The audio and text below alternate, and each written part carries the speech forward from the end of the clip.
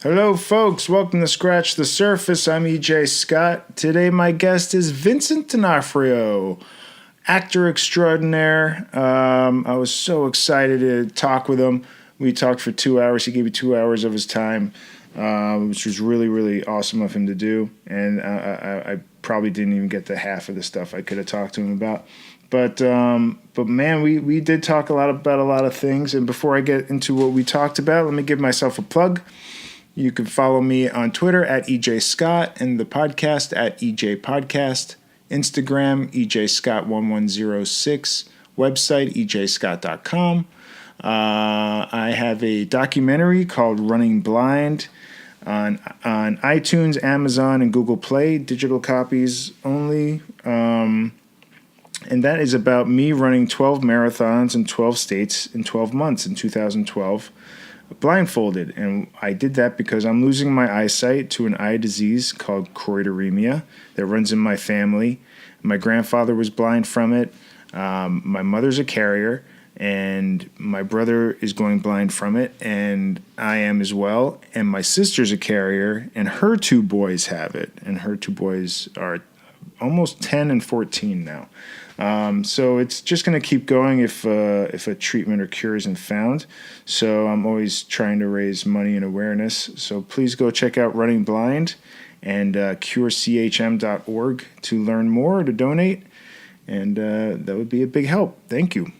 All right. So Vincent, this interview is from April, and I'm releasing it now because Daredevil just released, and the season 3 of Daredevil on Netflix, where he plays Wilson Fisk, the Kingpin, and I was like, he may have said something during the interview that maybe Marvel might get nervous about being released. So I was like, you know what? I'll just hold on to it until the show comes out, and that'll be fine. It probably wouldn't have been a big deal, but I was playing it safe. So we do talk about a lot of stuff. We talk about, I've been watching Vincent act for almost my whole life, so we have so much to talk about. We talked about Stanley Kubrick and working on Full Metal Jacket and the weight he gained for that role. He gained like 70 pounds. And we talked about working with legends like Robert Downey Jr. and Robert Duvall, and we talked about his background and his relationship with his father, his really difficult relationship with his father. And we talk about him being a father himself and what's that like, and meeting his wife and what Vincent was like as a high schooler and dating and the difficulties of that. And we talk about Daredevil and Wilson Fisk and lots of stuff. There's not a whole lot of, there's not really any spoilers for season 3 in this, I don't think, because I thought I would air this before season 3 would air. But it's still, oh my gosh, it's a fascinating, one of my favorite interviews, I'll say. It was a thrill to talk with Vincent at great length like this. And he was kind enough. He signed, after this interview, he signed a ton of items for my auction items for charity. So find me on Twitter or somewhere and find the links for those eBay items. And you'll be glad you did, because the money goes to charity and you get some really cool signed stuff. So there you go. So I will leave you to my interview with the great Vincent D'Onofrio from April 18th, 2018. Enjoy. All right. Hi, Vincent. Hello. How are you doing? Good. Thanks for coming here. Yeah, I appreciate it. Yep. I took like 8 pages of notes. Okay. I doubt we'll get to all of it, but that's just a partial. I'm sure that's only partial of the research that I could have done on you. You know what I mean? Right. Because you've been at this a long time. Yes. 30 years. Yeah, something like that. Yeah. That's pretty remarkable. Do you look back on that and just go, do you ever like stop and think about all the last 3.5 decades of? Sometimes, I'm reminded of it a lot, but just from just from the fans and stuff. But I don't really think that much about it. I mean, occasionally something will come up where I'll think, oh yeah, I remember when I learned this for the first time, and like when it comes to my work and when it comes to what it's like on a film set, and so occasionally I'll be nostalgic for the first time I learned actually something practical, as far as being a film actor. Mm-hmm. So I guess. Do you see yourself doing this the rest of your life, or do you see like another 10 years and I'll retire to Bahamas? That's or a good something? question. I don't know. I mean, my wife and I, we talk about me stopping. We'll see. We'll see how it goes. I just started directing now, so it's maybe I'll do that for a while before I retire completely. Yeah. But, so you have thought about it. Is there a reason why you retire? Are you just like, because you work a lot. You're like constant, right? Yeah. Would it help if you took more breaks? Would you keep going acting wise? I think it's just like I've found this kind of way that I like to do things, and I've stayed in that kind of rhythm my whole career, which is just to keep myself busy creatively, whether it's acting or whatever it is. Mm-hmm. I get to all kinds of side projects and small things that I do for myself, things that I do for other people, and that really have very little to do with the bigger scale kind of stuff that I do. But no, I just think it comes down to when I'm like done. Like it's not the only reason to retire would be to be like just have the last at some point the last years of my life would be miles and miles and miles away from this, right, or anything like this, like the entertainment business. Mm-hmm. I mean, when I'm ready to do that, I'll do it. But I'm not. We're not seriously thinking about it. Okay. We talk about what we might want to do, but. Did your wife miss you? Because you work a lot. Does she want you around more? Yeah. I mean, it's a good thing that Daredevil shoots here because it's like takes up a lot of my time, and that keeps me around home. Yeah, that's nice. Yeah. Is that why you did Law and Order? You could kind of stay home base. I mean, it sort of backfired because I was never home anyway because we worked so much on the show. You did that for like almost 10 seasons, though, that show. I think over 10 years, like 9 seasons. Yeah, that's a long time. Yeah. That's a long time. Well, this week is kind of a sad week because a few days ago, Arlie Emery died from a cardiac arrest. He was your, I guess, CO in Full Metal Jacket. Yeah. Right? And I saw you posted a nice tweet about it. Yeah, we weren't like great friends or anything, but when we were doing the film many years ago, we were friends, and it's an event like that when somebody passes who you spent a lot of time with, even if it's many years ago, brings back the fondness you had for that person and the time that you spent together. He was the real deal. He was, I think he did 3 tours in Vietnam, and he was he had been a drill instructor before, and he loved acting. So he had done a few small things before Full Metal Jacket, and parts here and there, mostly playing military guys, but. He was learning as he went, and he was very into it. And it was interesting to see, coming from my perspective, it being my first film, and he had been in a couple of movies already, but he was sort of like one of those non-actor actors. He's just like this guy who enjoyed acting, but he played himself really, and did the best he could to make it this heightened version of himself, Yeah, and he was brought on to be a consultant originally. Right. Yeah. And then they did so good training us. Stanley would, looked at the. They used to shoot these training videos of us learning monkey patrol with the rifles and marching and stuff like that. And he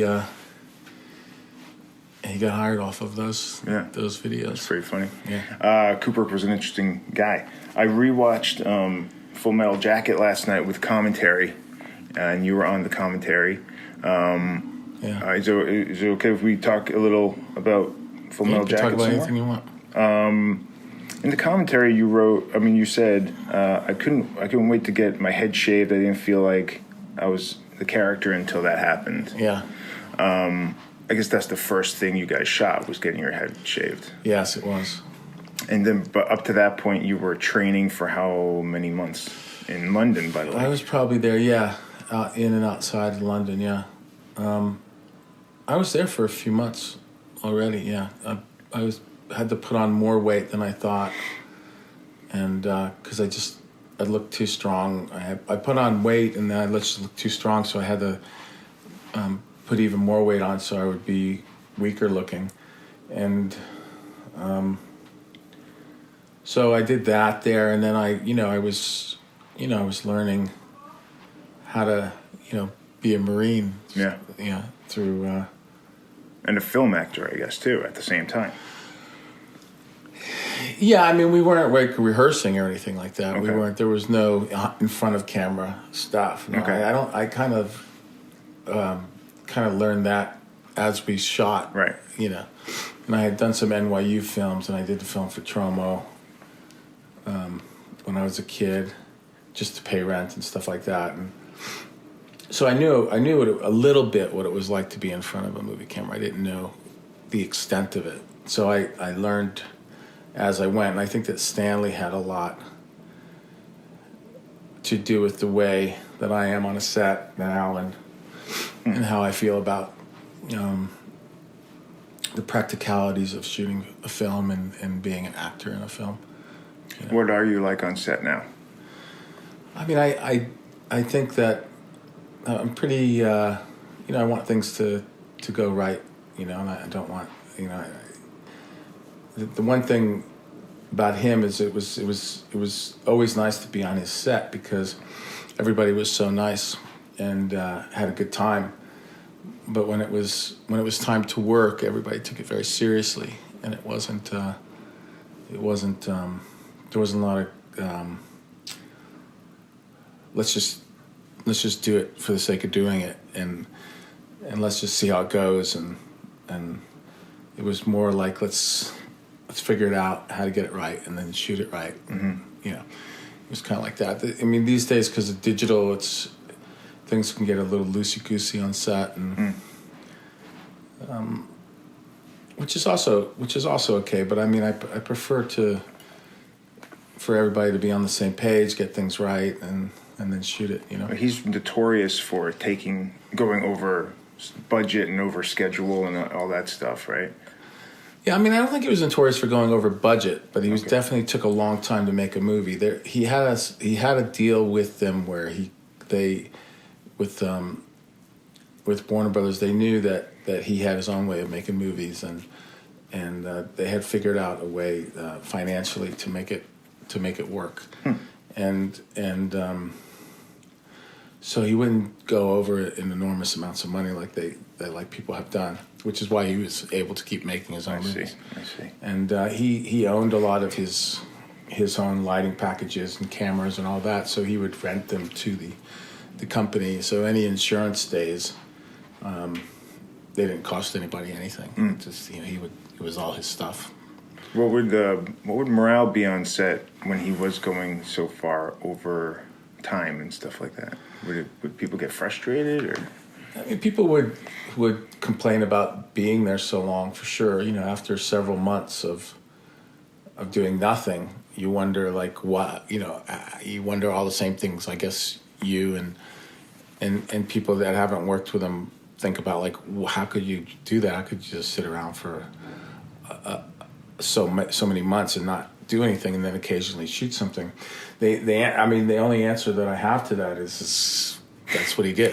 You know what I mean? I don't know really why. Right. You know, I know about as much as anybody else. And you were learning. This was your first big movie. Yeah. And so you were like, I guess this is how it is. Yeah. This is how it goes. Yeah, but you know, I have to say that when we actually did shoot stuff, it didn't take a long time to shoot it. We'd rip through stuff. You know, it was really because it was very thought out and planned out, I guess. Yeah, it was very. You know, he was very meticulous with his shots, and he knew what he wanted. And you know, when it was right, we would just leave it alone. And that's how we shot everything that I was in, anyway.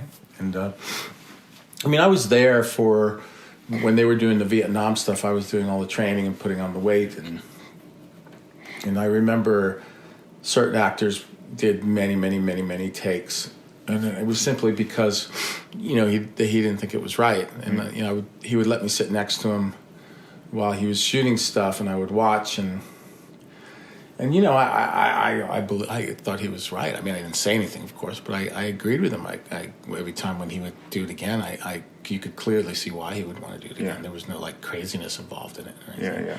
The shot didn't go perfect, or the acting wasn't as good, or the light changed during the shot, or something that, you know, some kind of act of God that was out of his control. What was he like to hang out with? I mean, I know you. He was very cool. He was a real talker. Yeah, he liked to talk about. He liked to talk about sports. He liked to talk about,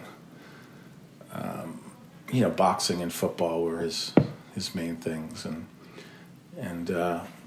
you could ask him anything about his movies and what he thought about film and stuff like that. He never, you know, he never spoke about acting. He never directed you, and he was definitely not an actor's director. Like, he didn't discuss story with you or character or anything. He expected you to come and do your thing and get it right, you know. Yeah. And if you didn't, you were going to either get fired or it was going to take a long time to do it. Did he fire people? Yeah, he fired a couple people. Yeah, oh, wow. Yeah. Did you get scared at all? Yeah, of course. I didn't want to be fired. When did you start feeling like, oh, I think I'm safe? Well, yeah, like after several months where there's enough in the can where you'd be like, okay, that would be weird now if I got fired. So Wouldn't it be weird, like you gained 70 pounds and you're like, yeah, and but you're he fired. would have. I'm sure he would have. You know, I mean, if I had done a bad job, you know. What was it hard gaining all that weight? I mean, it was, you know, forcibly eating. And it was at the time. It was at the time. Yeah, at the time it was.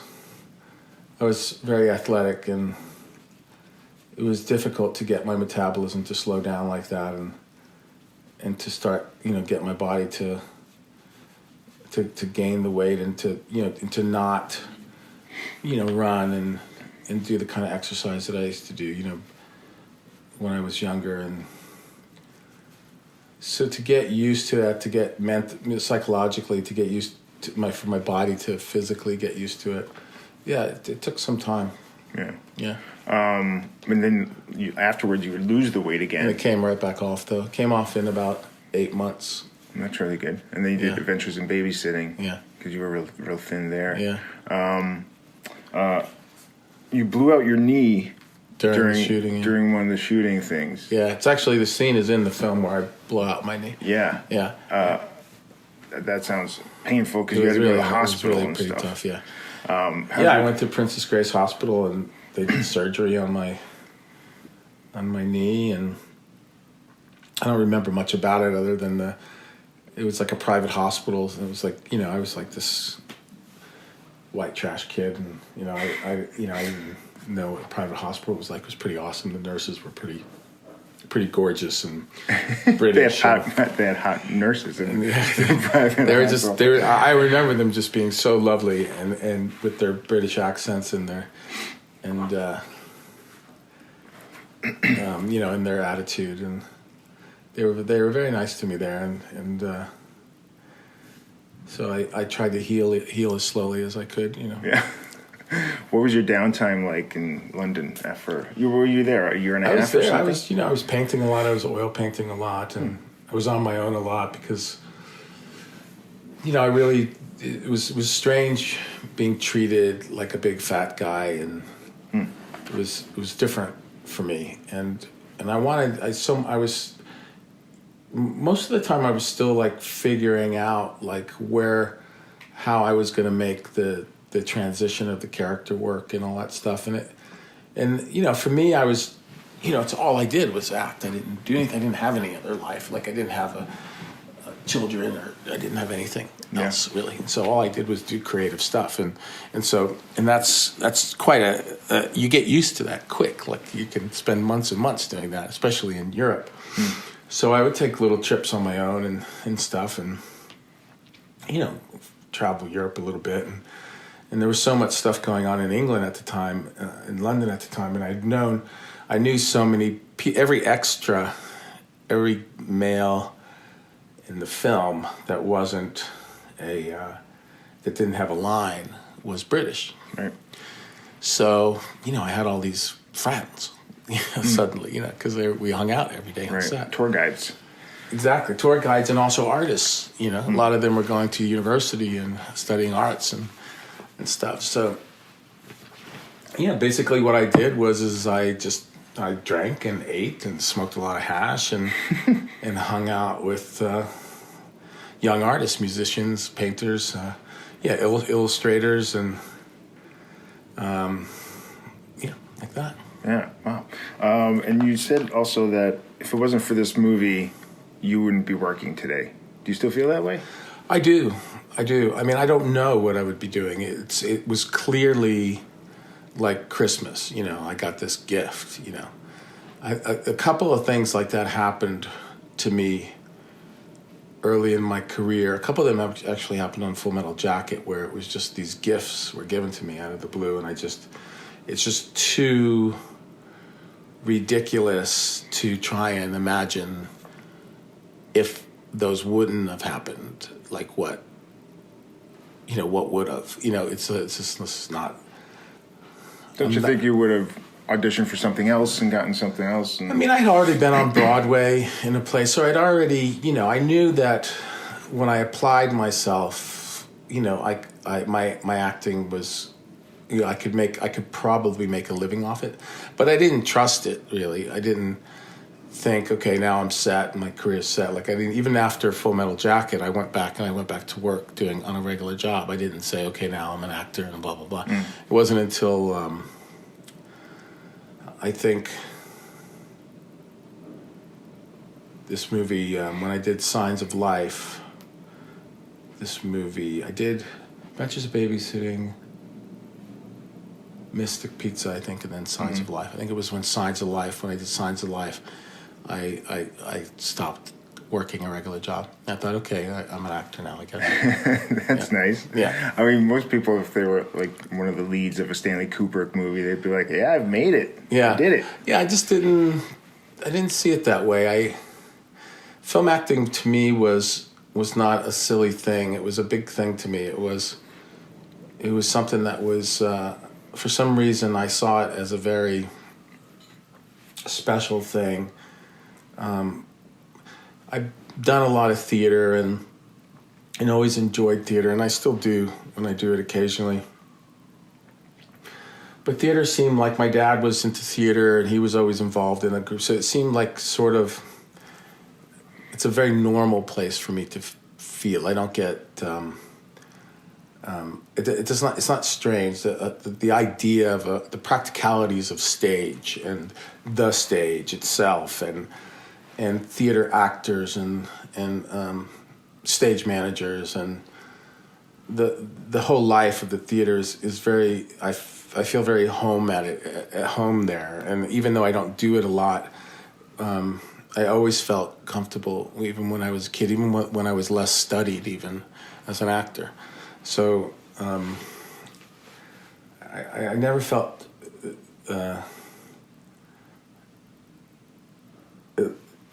like I did about film as I do about theater. Theater was a more homey thing to me, whereas film was special. And the kind of films that I grew up, my father was an artist, and he was an interior designer, so the films that I saw were, they were heavy films. They were not like children's movies and stuff. Right. And so, I mean, I did see children's movies too, but What would he show you? What kind of stuff would he show you? Like mostly Italian and French movies, and he it's not that he showed them to me. He let me have access to them. I knew about certain directors and certain actors, European actors and stuff, and more than I did American actors, and then. But then I saw, so film was always. My point is that film was always something that I took very serious. Even my approach to it when I would think about myself as an actor, I would think about myself as a dramatic actor, nothing else but that. And that of course changes over the years. I don't feel that way anymore, and hadn't felt that way for many years. But I did when I was younger. So it was a very kind of special thing for me. It was something that I didn't think was as attainable as other things for me. This was my own personal feeling that I felt it's gonna take a while before I can actually have a real film career. Right. And so I didn't trust that what I had was a real film career yet. Right. Because because Full Metal Jacket was like a gift. Right. And my performance in that was like a gift, too. I mean, there were some things. There was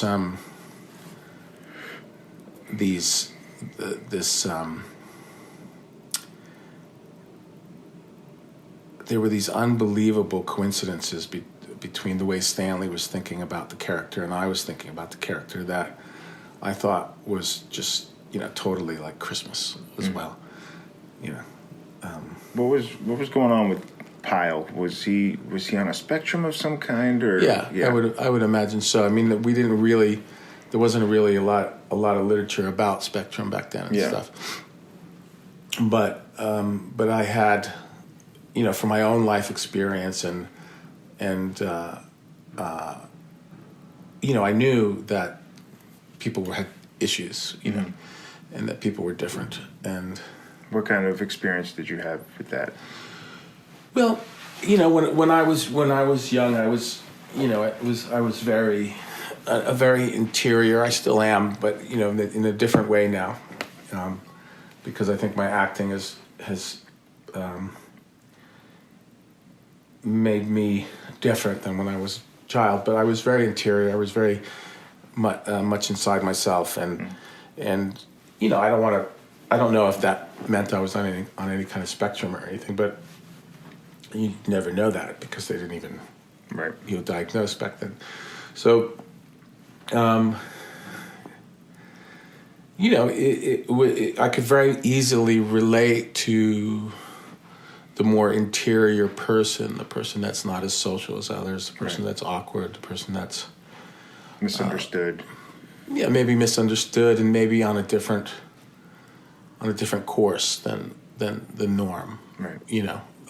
Not a course that's planned, but something that's moving them in.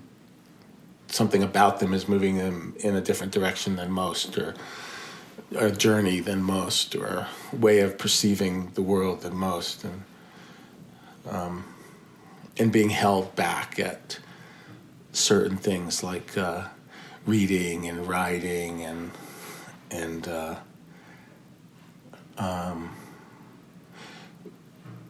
more linear, a more linear approach to life than my approach to life has always been much more staccato than a smooth linear thing. That's more interesting, right? I don't know. It works out sometimes. Sometimes it doesn't. Yeah. Do you think you were like that as a kid? Or do you know why you were like that? I mean, I know your dad was in the Air Force, and you moved around a little bit, and you lived in Hawaii and Colorado, right? Was it hard to make friends, or was your dad intimidating or anything like that? No, I don't know. I think I was overweight when I was a little kid, and that had a big effect on me. I didn't see myself the way other people saw me, and I was shocked by that, I think. and which is interesting because it's that kind of stuff is always very relevant in acting and in society. Even it just never stops being. The whole thing about the way people perceive each other and the way people treat each other, and it's just a constant.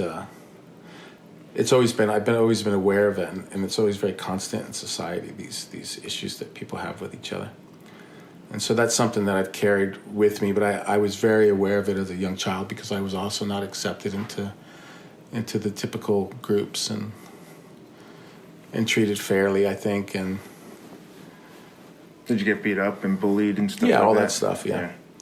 Yeah, which in I think one way was good and other ways not so good.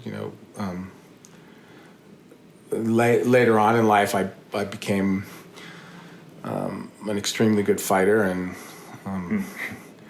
did you get training, or you just were in a lot of fights? I was just in a lot of fights. Okay. And I became extremely good at it, and I also became a much better talker and to stay out of fights. Okay. And did you like fighting?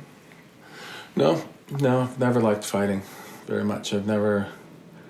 I still don't find it very impressive. I'm not very impressed by that kind of stuff, and I never was. But it's I was able to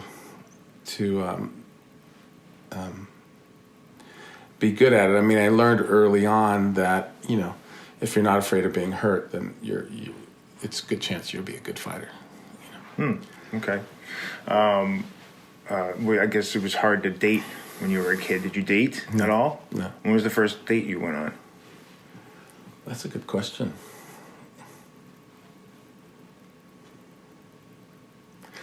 Like a real date, like where I actually asked somebody out and they said yes and we went out? Yeah. A real date, I would say it wasn't until I was like 19 or something like that. 19, okay. Yeah, but I'd been hung out with girls, but nothing was formal Right. or anything, yeah. Was that in college? No, there was no college. You didn't go to college? No. You didn't go to acting school or something? I went to acting school, but I didn't go to college. Yeah. Okay. What was the acting school you went to? To the American Stanislavski Theater. Okay. Which was here in New York. I was there for 3.5 years, studying the Stanislavski system of acting and also doing plays with the company that this woman, Sonia Moore, who wrote all these incredible books about Stanislavski. She was actually a Stanislavski student.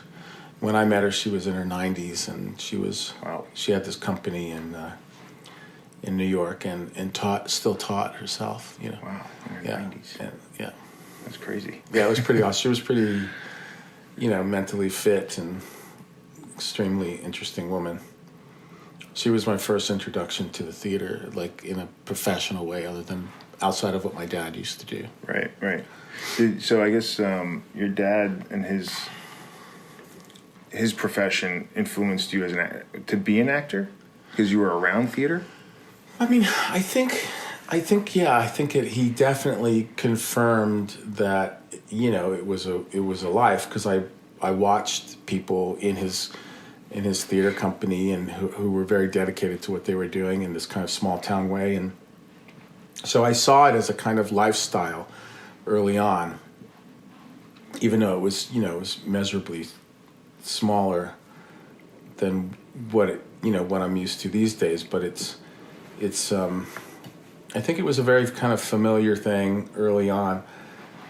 As far as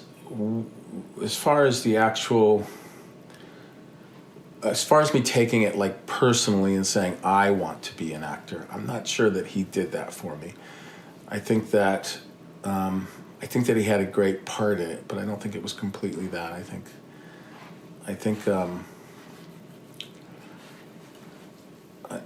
think like most people, I knew I was going to be eventually good at something.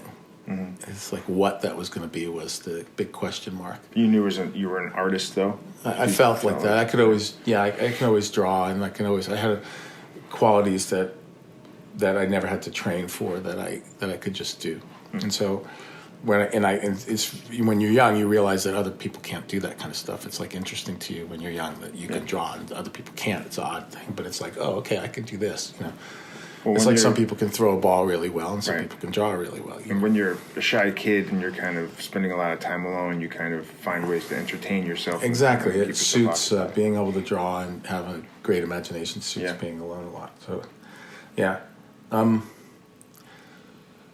So I knew there was something that I was going to be able to land on, and do good. And the minute I started to get on stage, I got into magic.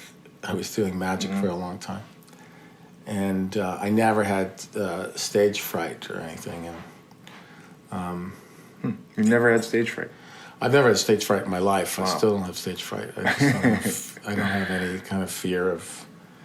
It's not the way I think about stuff. That's kind of nice. Yeah, I mean, I have fears in real life, okay, but I don't have stage fright.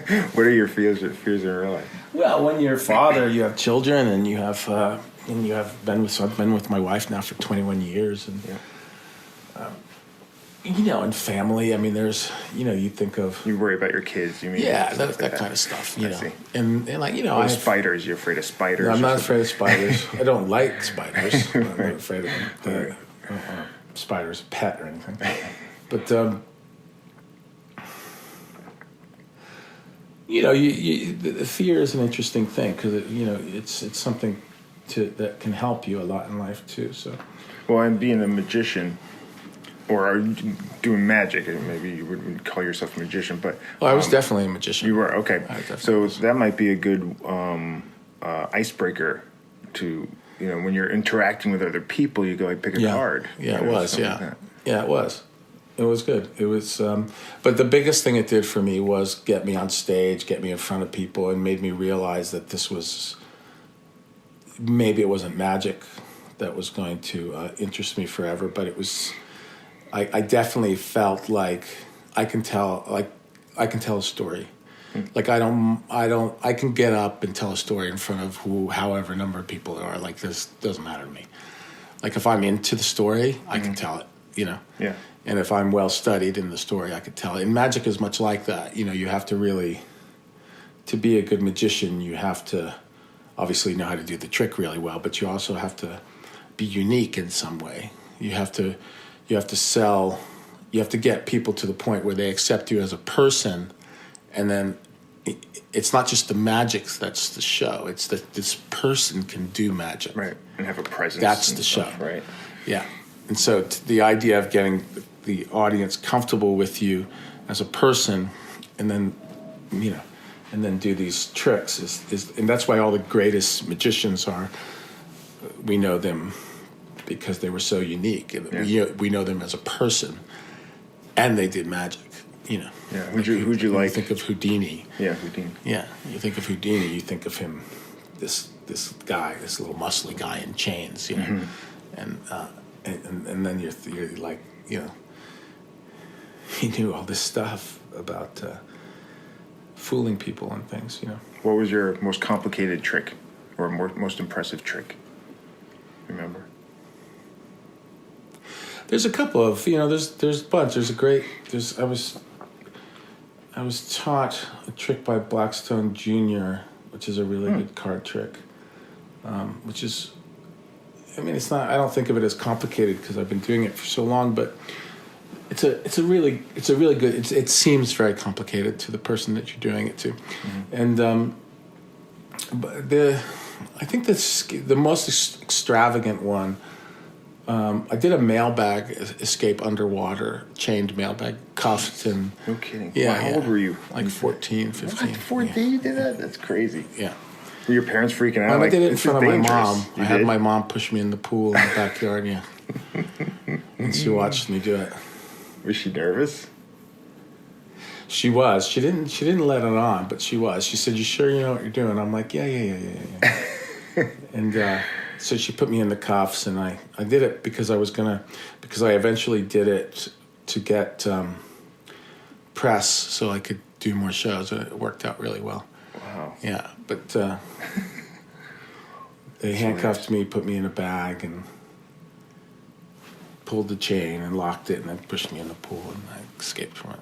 Thank God. Yeah. We wouldn't be talking right now. Yeah. That's funny. Did you get along with your parents growing up? Mm-hmm. You're I mean, pretty my close? dad, they were divorced, but my dad was a bit of a shithead, but he was, Why do you say that?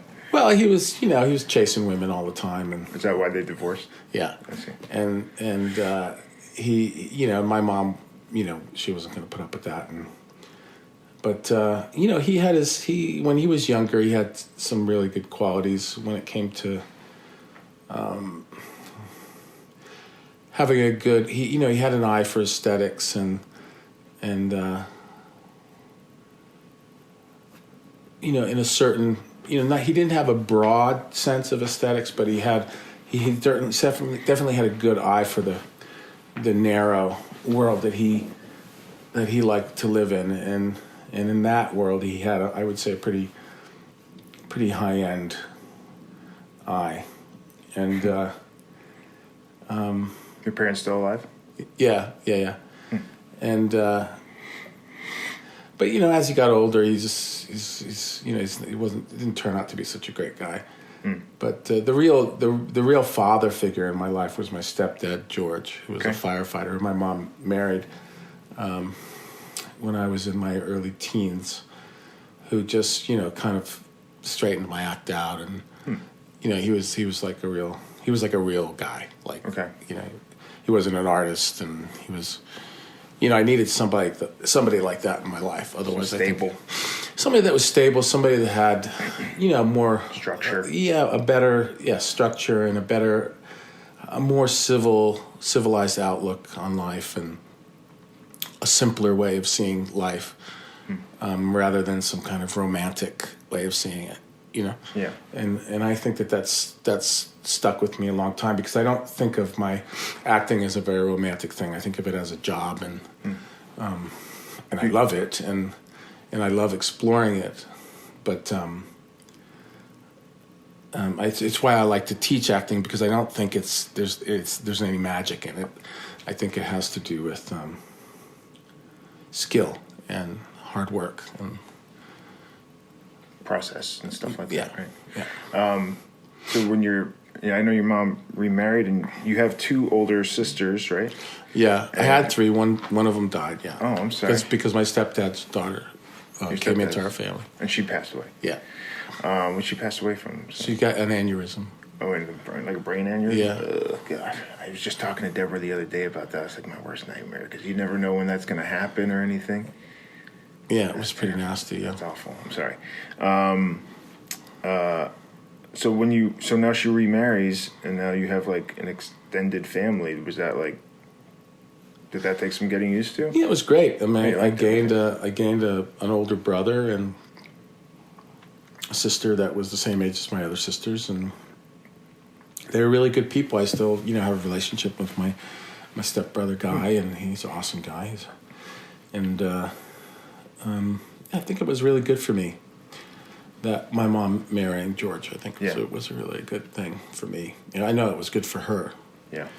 And because they had a great relationship for many, many, many years, and they stayed married until George passed away, and it was good for her. It was good for her health and her outlook on life and stuff. But and my mom and I have always gotten along, and she's in Utah now with my sister. Utah. Well, and where's your dad? He's in Florida. He's in an old folks place in Florida. Yeah. Do you ever? When was the last time you saw him? Do you ever see him? I don't see him very often. No. No. So after your parents divorced, did you stay in contact with your dad once in a while or something? Yeah, once in a while. But did he move away? Huh? Did he move away? Yeah. Yeah.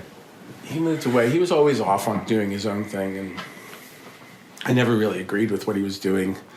And so we kind of, my dad and I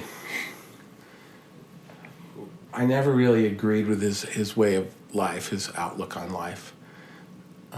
Which was? I always just thought he took the easy way out of things, the most lazy way out of stuff. Mm-hmm. And and he didn't gain a lot of respect from me the way he treated his children and the way he treated his even ex-wife, my mom. Right. And so I think we disconnected because of that. Okay. And then later on in life, he didn't get any better. He didn't turn into any nicer person when he got older and stuff. And so, Did he ever remarry or anything? Yeah, he did. He remarried. He also left her for a younger woman. So he was just like one of those guys who, I don't hate him. I love him. And he's just one of those guys that can't keep it in their pants and just, lives life like that. He's bound to end up alone, and he is alone. And now he's got his pick of the women in the old age home. Yeah, he does. Yeah. Right? Yeah, I'm sure he tries. So that's pretty good. Going back to Full Metal, with Ernie, he was screaming in your face and stuff in some of those scenes. But a lot of that was improvised too, right? Like he was just making it was only improvised once, and then Stanley had a typewriter on set and would type everything out, and then you would have to stick to it word for word. Oh, really? Yeah. Oh, that's interesting. Huh. Yeah. Were you like distracted by his screaming at you and stuff in that scene? Do you remember? Was that weird for you to be?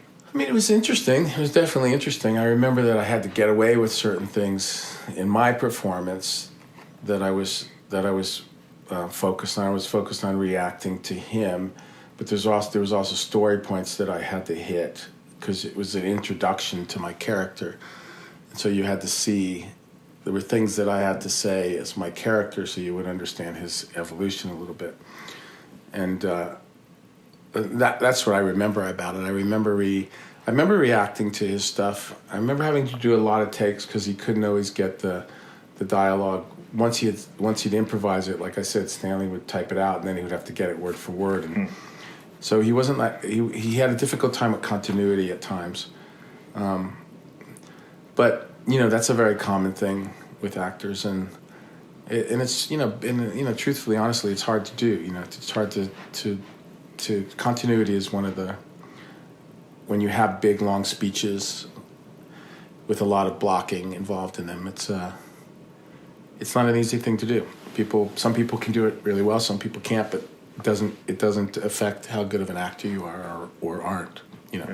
Are you pretty patient with new actors, kind of newish, kind of feeling it out, or maybe they're nervous or something like that? Yeah, there's on Daredevil, we deal with a lot of green actors, and you can obviously see when you meet them, why they're there because they're extremely talented. You can tell right away how talented they are, but they're green, and you watch them go through the same kind of things you went through when you were young, and it's you can empathize. Yeah, not only do you empathize, but you actually you reach out and you give them a hand and make sure they know that they're not alone. They're not fired. They're not fired, and they're not alone. That people have done it many times before them, and right. Yeah.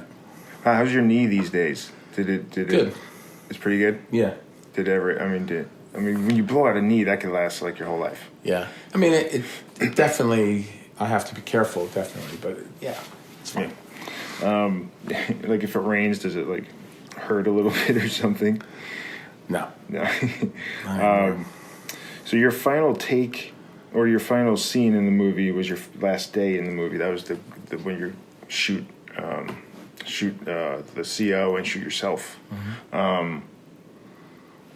That's a really intense DI. Scene. DI? Drill instructor. Thank you. That's a really intense scene. Were you like nervous about that one? Because that's probably the most important scene. Yeah, I mean, we shot that pretty much the last week of shooting the whole movie. So. And you just hung around while they were shooting that other stuff too? Yeah. Vietnam stuff, yeah. Because you did that in the first 45 minutes of the movie, and then there's still another hour. Yeah. Of the movie. Yeah, exactly.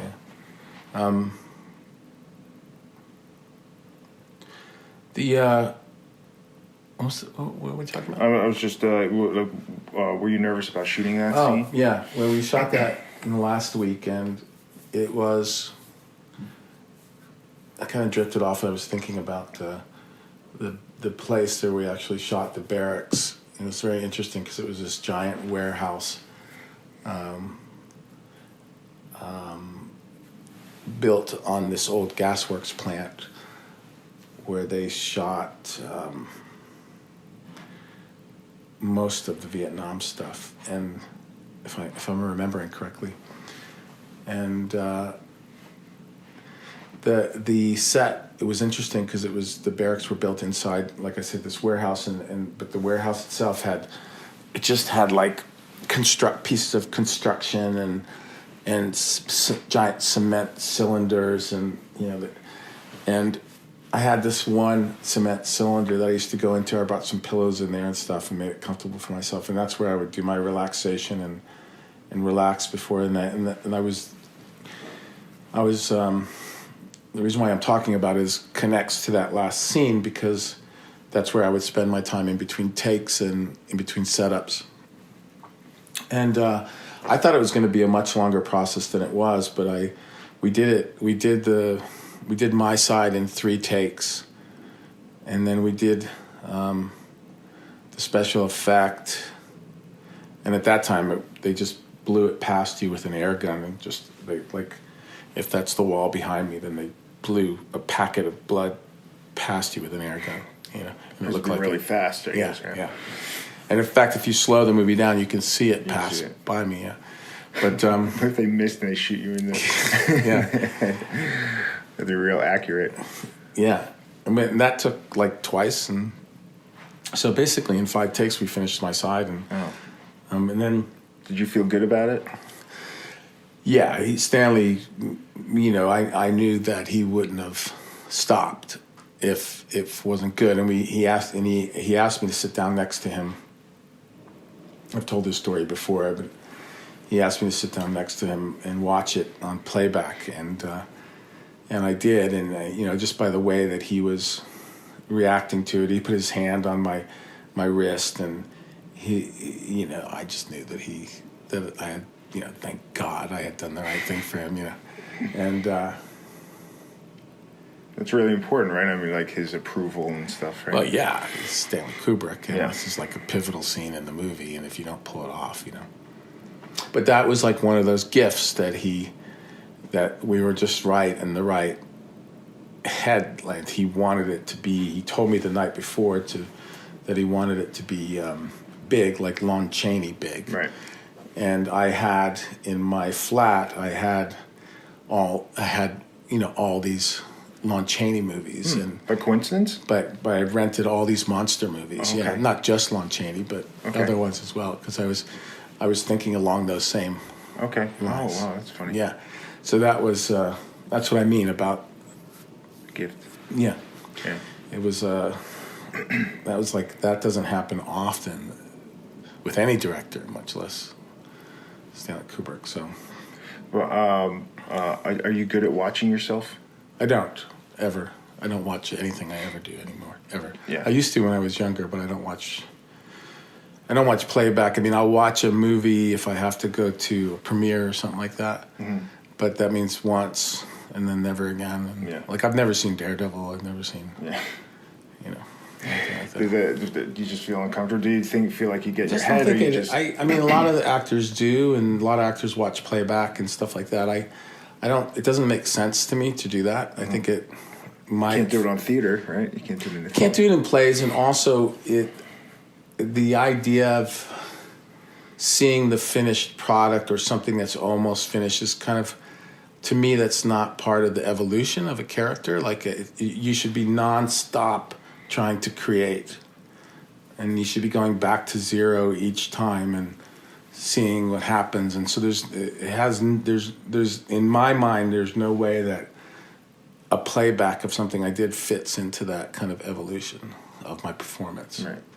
So I just don't do it. And then as far as the films, I'm just not interested, actually, to tell you the truth. Mm-hmm. I'm just not interested in seeing them. Yeah. Are your kids, you have 3 kids? Yeah. A girl and 2 boys, right? Yeah, I have a 25-year-old daughter, an 18-year-old son, and a 10-year-old son. your daughter's acting, right? She's acting, yeah. She's doing really good now. And you're encouraging it? I'm encouraging her. Yeah, I mean, she's really good, and she's a very good actress, and she's going to be successful. She's already successful. She's got a Peter Jackson film coming out, wow. and That's awesome. Yeah. Are your boys going to act too? Are they doing anything? The 18-year-old looks like he's going to act in that direction, but 18-year-olds are such pains in the asses. You don't know what they're going to do. Okay. So, he's an awesome kid. He's a beautiful child, and he's super talented. But you just never know. Yeah. You just never know. What kind of father are you? Do you think? You'd have to ask them. I don't know. You don't know. I mean, I'm very into their lives and very into everything they do, and very interested in. I mean, like, did you, since you didn't get along with your natural born father, your biological father, do you like learn more of a father like your stepfather was to you, or something like that? Do you think are you conscious? Probably like that? more like my stepfather. Yeah, as far as a father, I'm more intimate with them, and I stick my nose in all their business and try and I'm also very close to them, physically close to them. I love them, and I love holding them, and everything you would imagine a father's supposed to do. So, and that goes with my daughter and my sons as well. So.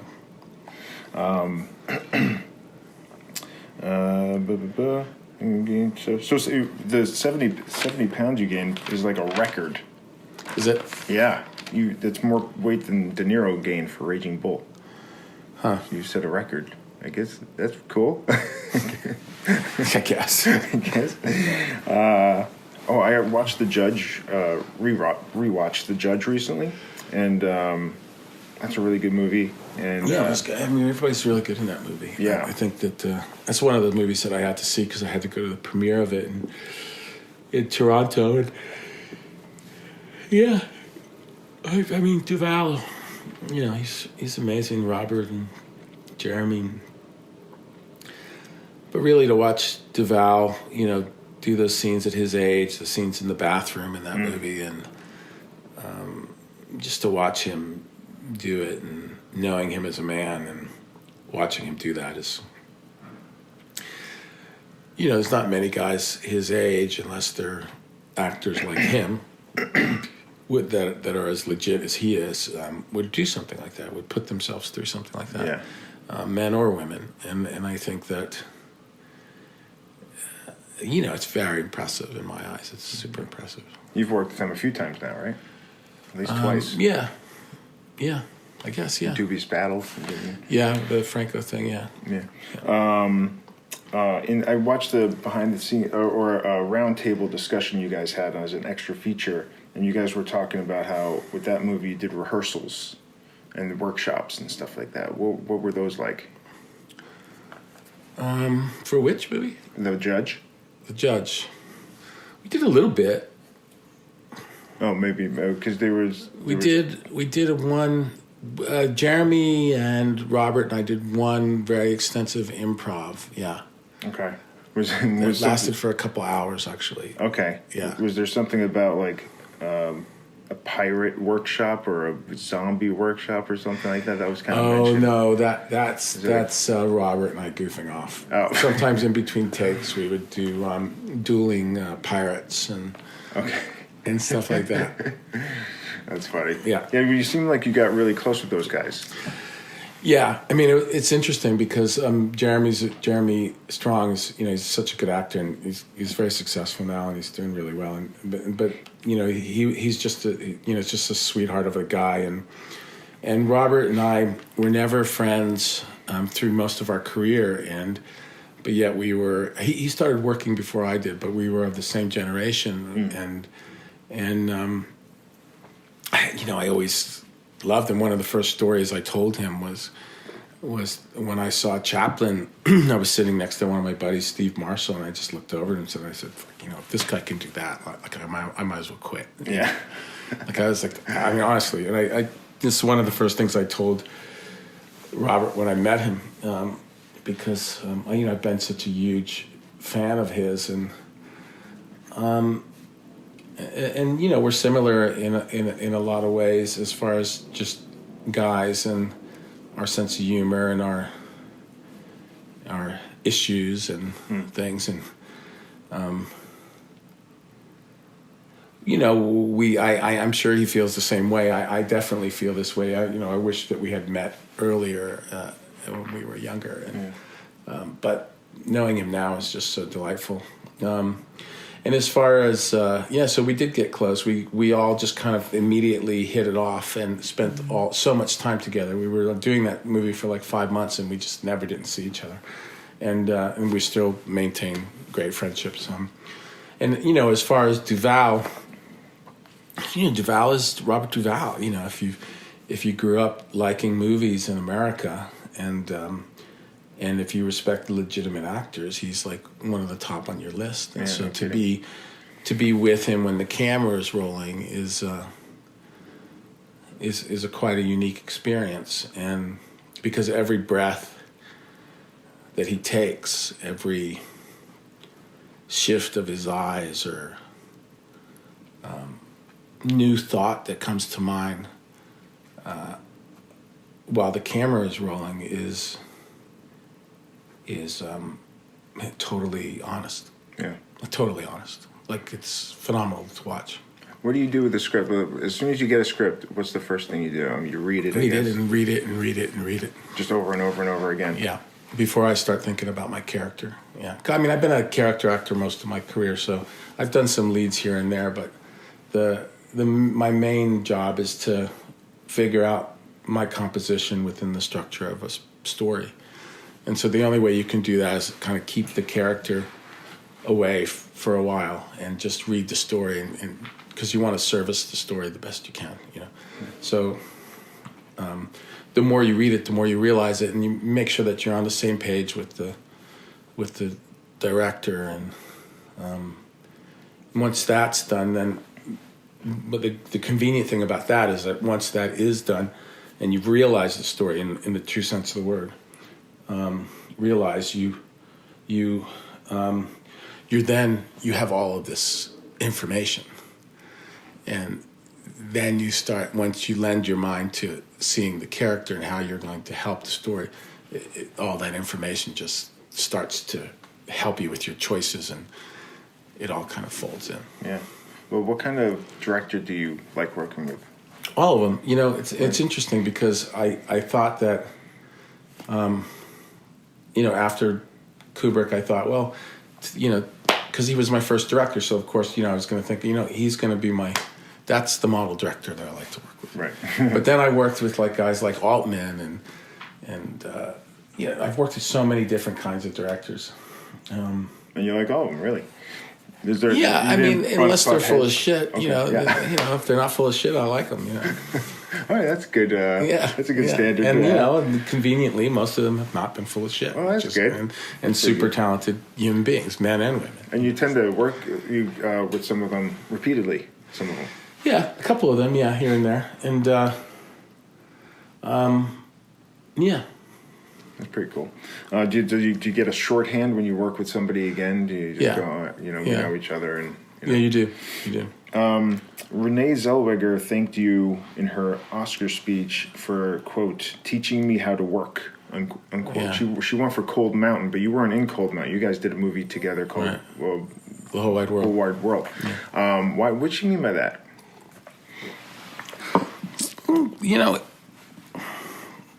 It's really a story that she needs to tell, not me. I think that I was there for her, like all actors should be, and I also have always had this. I have a knack for teaching, and I do teach. I teach on a regular basis.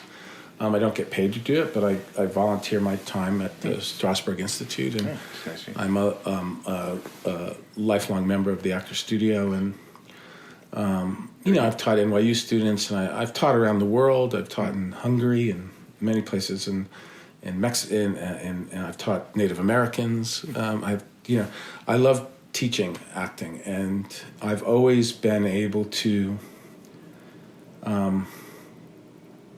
even while I'm in the middle of a character, I've always had a knack for being able to reach out to other actors and, lend them advice and stuff like that. And I think that that's what she may be talking about. Okay. So when she said that, you understood what she meant? There was a particular couple of things that we had to get away with as those two characters in the whole wide world, as her novel in Price and my Robert E. Howard, and we had to do it together, and she, and she was a little green, and but her talent was extraordinary, and so we did it together. Yeah, that's nice. Yeah. That's really nice. You played Bill Newman in JFK. I did, yeah. And then I guess some footage of that was used in Malcolm X. Yeah, I don't know. I don't even know if that's true. Oh, okay. I don't know. You're credited for that. I know. How'd you like working with Oliver Stone? What's he like? He's an interesting guy. I mean, we've always wanted to work together again. It's just sort of never happened. But he's always, back in the day, he would always call me back to ask me if I wanted to do this or that, and that was the only time it ever worked out in JFK. I mean, I think he's he's just a really smart guy and a very particular kind of director, very distinct, has his own way of telling stories, his own way of producing these kinds of films that he makes, and he always treated me very nice. I don't know him very well or anything, but he and the bit that I did work with him on set, he was very easy to work with, and we didn't really talk very much about it. I basically, all I had to do in that movie was take a television interview that was a real television interview and take the person and recreate the television interview. Right, That's all I had to do. Yeah. And you co-founded a film festival in North Carolina? With my dad, years ago, yeah. Well, how'd that come about? He wanted to do it. With George? No, with my dad, Gene. He wanted to do it, and he asked me if I would help him, and I did. Yeah. Is it still going? It was successful for a few years, and then it just kind of fell apart. He pulled out of it, and it kind of fell apart. But it was fun for a few years. Yeah. Would you ever do something like that again on your own or something? No. A lot of work, right? It's a lot of work. Yeah. You played Orson Welles in Ed Wood. I did, yeah. And I did a short about Orson Welles as well. Yeah. Afterwards, in Tim Burton's movie, your voice got dubbed. Yes.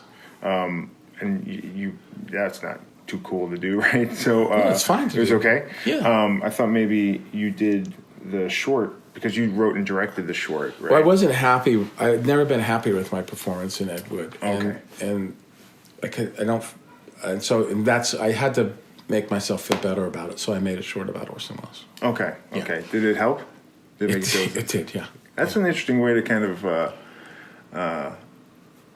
help yourself work through something. You're like, well, this is bothering me. I had an itch about it because I knew, because it was such a distinct thing that Tim wanted, and so that was achieved.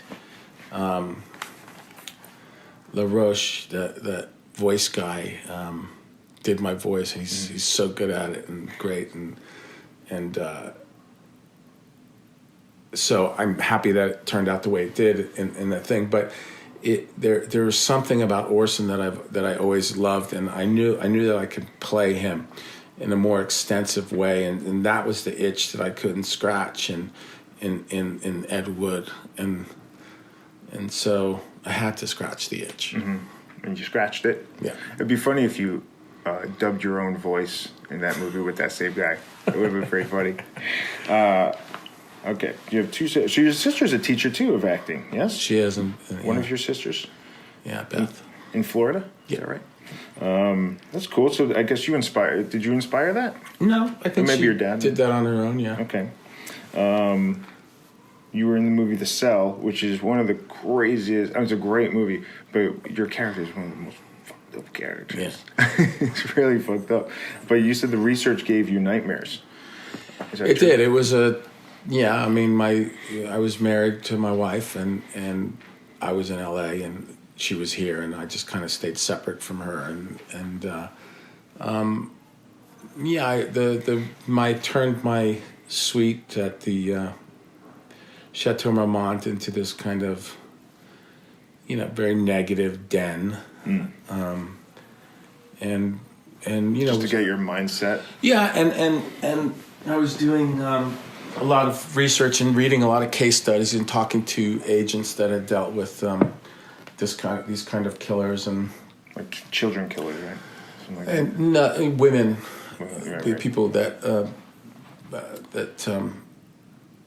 treated women really badly, and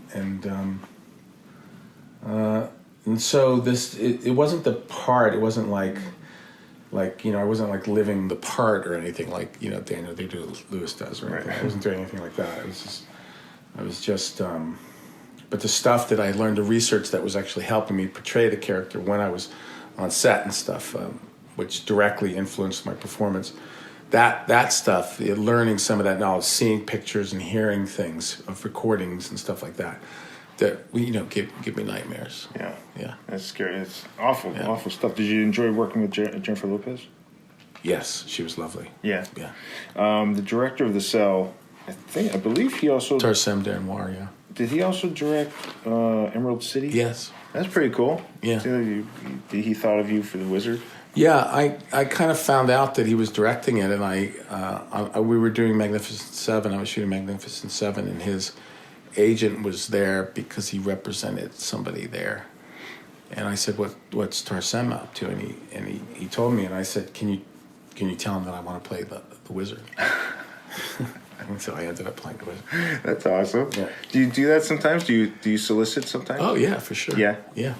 I solicit all the time because there's stuff that I'm truly interested in, like other directors even directors that I haven't met. I'll send them a note saying, this is we need to work together. I really want to work with you. Stuff like that. That's nice. Yeah. Well, I'm very flattered when Deborah texted me one night and said Vincent D'Onofrio wants to be on your podcast. Yeah. And I was like, okay. Yeah. I was like, I don't have a problem with that at all, and I also don't mind people soliciting me either. Yeah. So it doesn't. I find it to be part of a. I like to make things feel like a community, and I just think that it's better for everybody's ego to stay in check if we just kind of reach out. But you're really good about when you like something or someone, you're really good about saying it. Yeah. Either to them or on Twitter. You do that a lot on Twitter. Yeah. Or on other podcasts I listen to you on. Yeah. You're very complimentary and stuff like that. Yeah, I mean, why not? I mean, I certainly don't do it to people I don't like or Okay. I don't appreciate, and so why not do it for the people that I do? I think it's really important. There was Also most actors, not just actors, but most artists are like that. Most artists, I learned from other artists to be like that. It's not like something I came up with myself. I have had many artists of all kinds reach out to me and give me a helping hand or give me advice or just say something that's like extraordinary to me that I would have never imagined. Yeah. Any stick out? Any stick out? There's been so many. I mean, I could go down a list of people that you would probably say, "Oh, wow, that's cool," or "Well, that's cool," but I'd rather just keep it to yourself. Yeah, personal. I mean, people have gone way out of the way at times. Like for instance, like Renee Zellweger. Renee is the kind of person that there's not a lot of actors, or there are not a lot of people in this business that would take the time to thank me on, just like out of the blue for something that I had even forgotten. You know what I mean? She wrote. It was clearly important to her. She wrote it down in her speech and everything. So people in this business are like that, and I'm just following suit, Yeah, that's nice. Well, thank you. I appreciate you as an actor and as a guest for being here. Thank you. You get very stressed out when you have to play a real person. Is that true? It's not stress; it's the shame that gets to me. I feel, but it also helps your performance. It's a real kind of shame about it that, I feel why, what gives me the right to think that I could portray another human being that was actually living, and it's just, there's a bit of shame that comes with that, I think, But then you do it. I mean, but then I do Orson it. Welles, you even wrote something. But then I do it. Yeah, I do it because I think it's a celebration of the person. But it's, and I've met, I've played characters where I've met their loved ones and stuff in real life, and so there's a bit of shame involved for me personally, and I feel you have to get through that, or I have to get through that.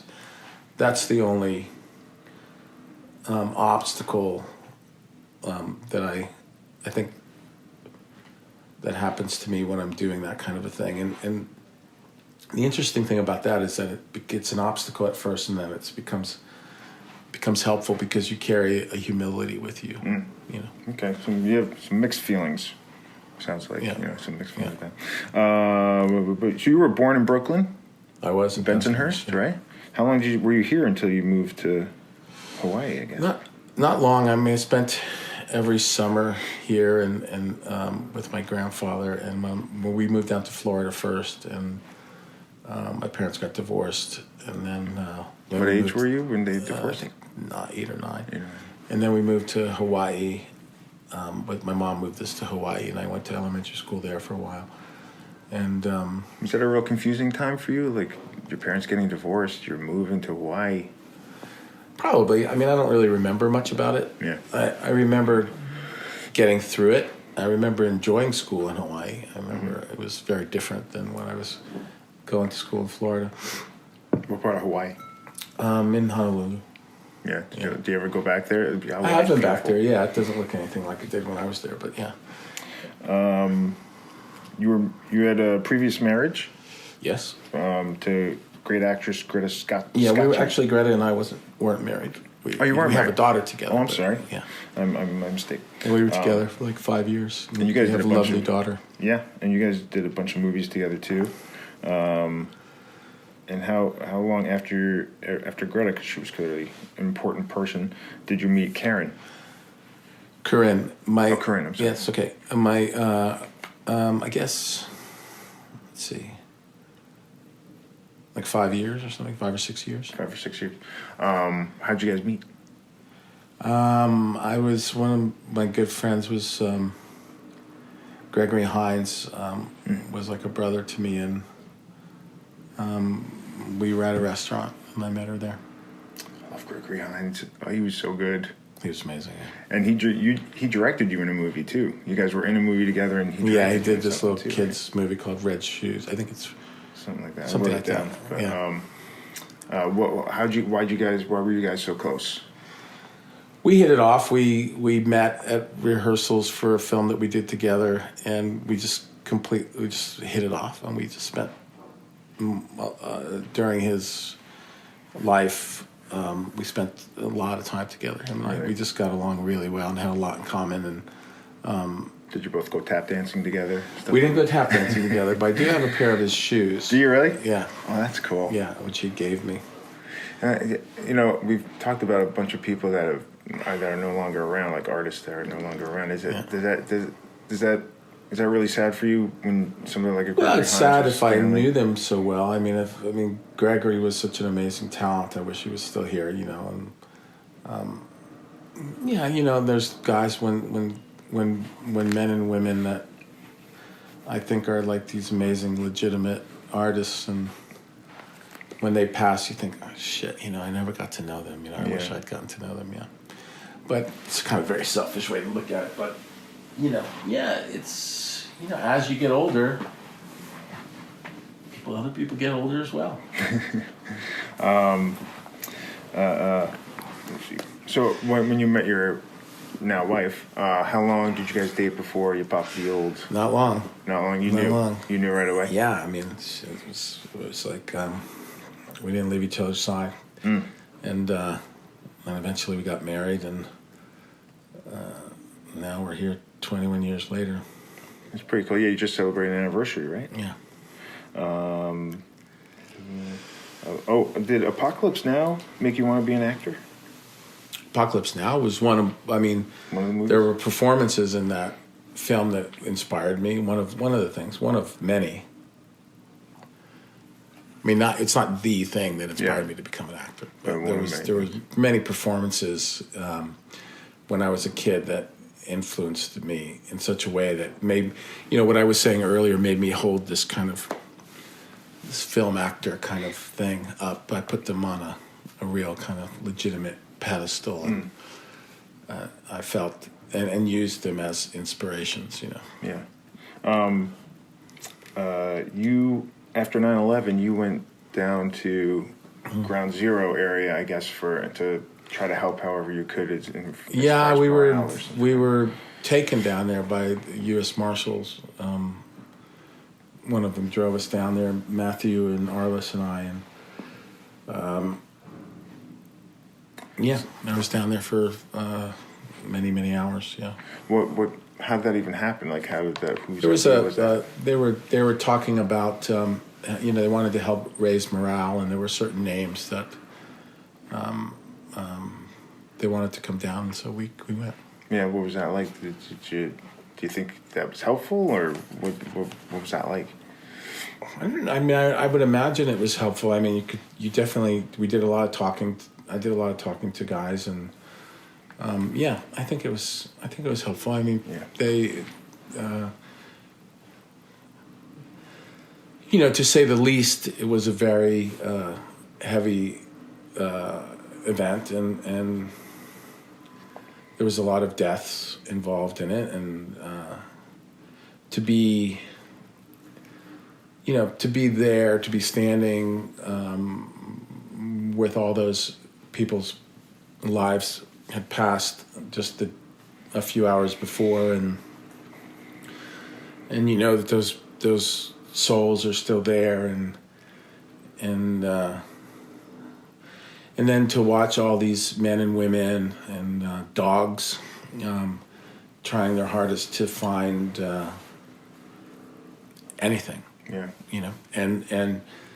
It was a very heavy time, and so to do anything you could to contribute to the morale, was I think important, and you can only hope that we did, How long did you stay there? I was there for many hours. I was there for I don't know exactly. I mean, like hours and hours and hours, and then I ended up at the Javits Center where they were, a lot of them slept, and where they kept the dogs, and where all the guys had their bunks, and all the different fire departments and military organizations and police organizations, and they all had their areas laid out in the Javits Center, and so that took a giant amount of time.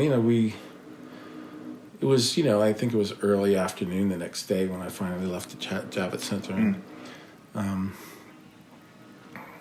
That's pretty intense. It's very intense stuff. There are conversations, there are men and women that I met. There are things that I saw that were very helpful in becoming a better person,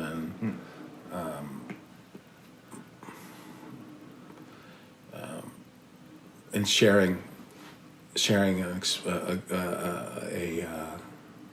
very big and emotional event with several other people was quite a unique experience. Yeah, to have. I bet.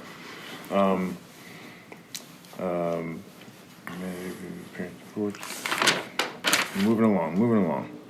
This is interesting. So some of your day jobs were like you worked as a bouncer. I did. And then you were a bodyguard? I was a bodyguard for a while, yeah. For Yul Brynner and Robert Plant? Is that right? A bodyguard, well, there was a lot of rock stars that you would go in and out of working for. Okay. It was not like we were buddies or anything. Right, okay.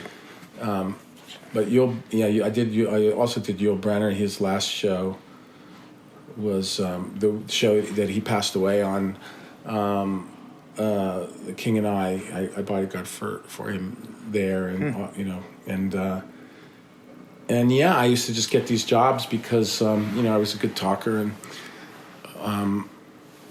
was this after Full Metal Jacket, or before? Yeah, after. Yeah, before and after. Before and after. Yeah, were people like, hey, the Full Metal Jacket guy's guarding that No, guy. nobody knew who I was. Oh, really? Yeah, nobody knew anything. And I didn't talk about anything to him. Yeah. Nobody knew I was an actor. In fact, I did a couple of things with Danny Aykroyd, and Danny and I actually did a film together many years later called Feeling Minnesota. Mm-hmm. Keanu Reeves and Cameron Diaz. Yeah. And he played the sheriff in the town and the chief or something like that. And I had to remind him because he couldn't put it together because he couldn't connect that I was the guy that was working with him. but it was nice to do. There's a few situations like that. But yeah, I used to do it because it would pay cash, and sure. I could do a play at the same time, and I could come in and out and work some days and not work other days. And any trouble? Did you have any trouble, like as a bouncer or as a bodyguard? There was some trouble. I'm not going to talk about any of it, Okay. but it was, things got pretty crazy sometimes. I was just talking to one of the transport drivers of Daredevil the other night. There's this huge riot at the Ritz. I used to work at the Ritz. You're too young for this, but it was on 11th Street between 3rd and 4th, and it was this big rock club. And one of a huge riot broke out because Public Image, Johnny Rotten's band,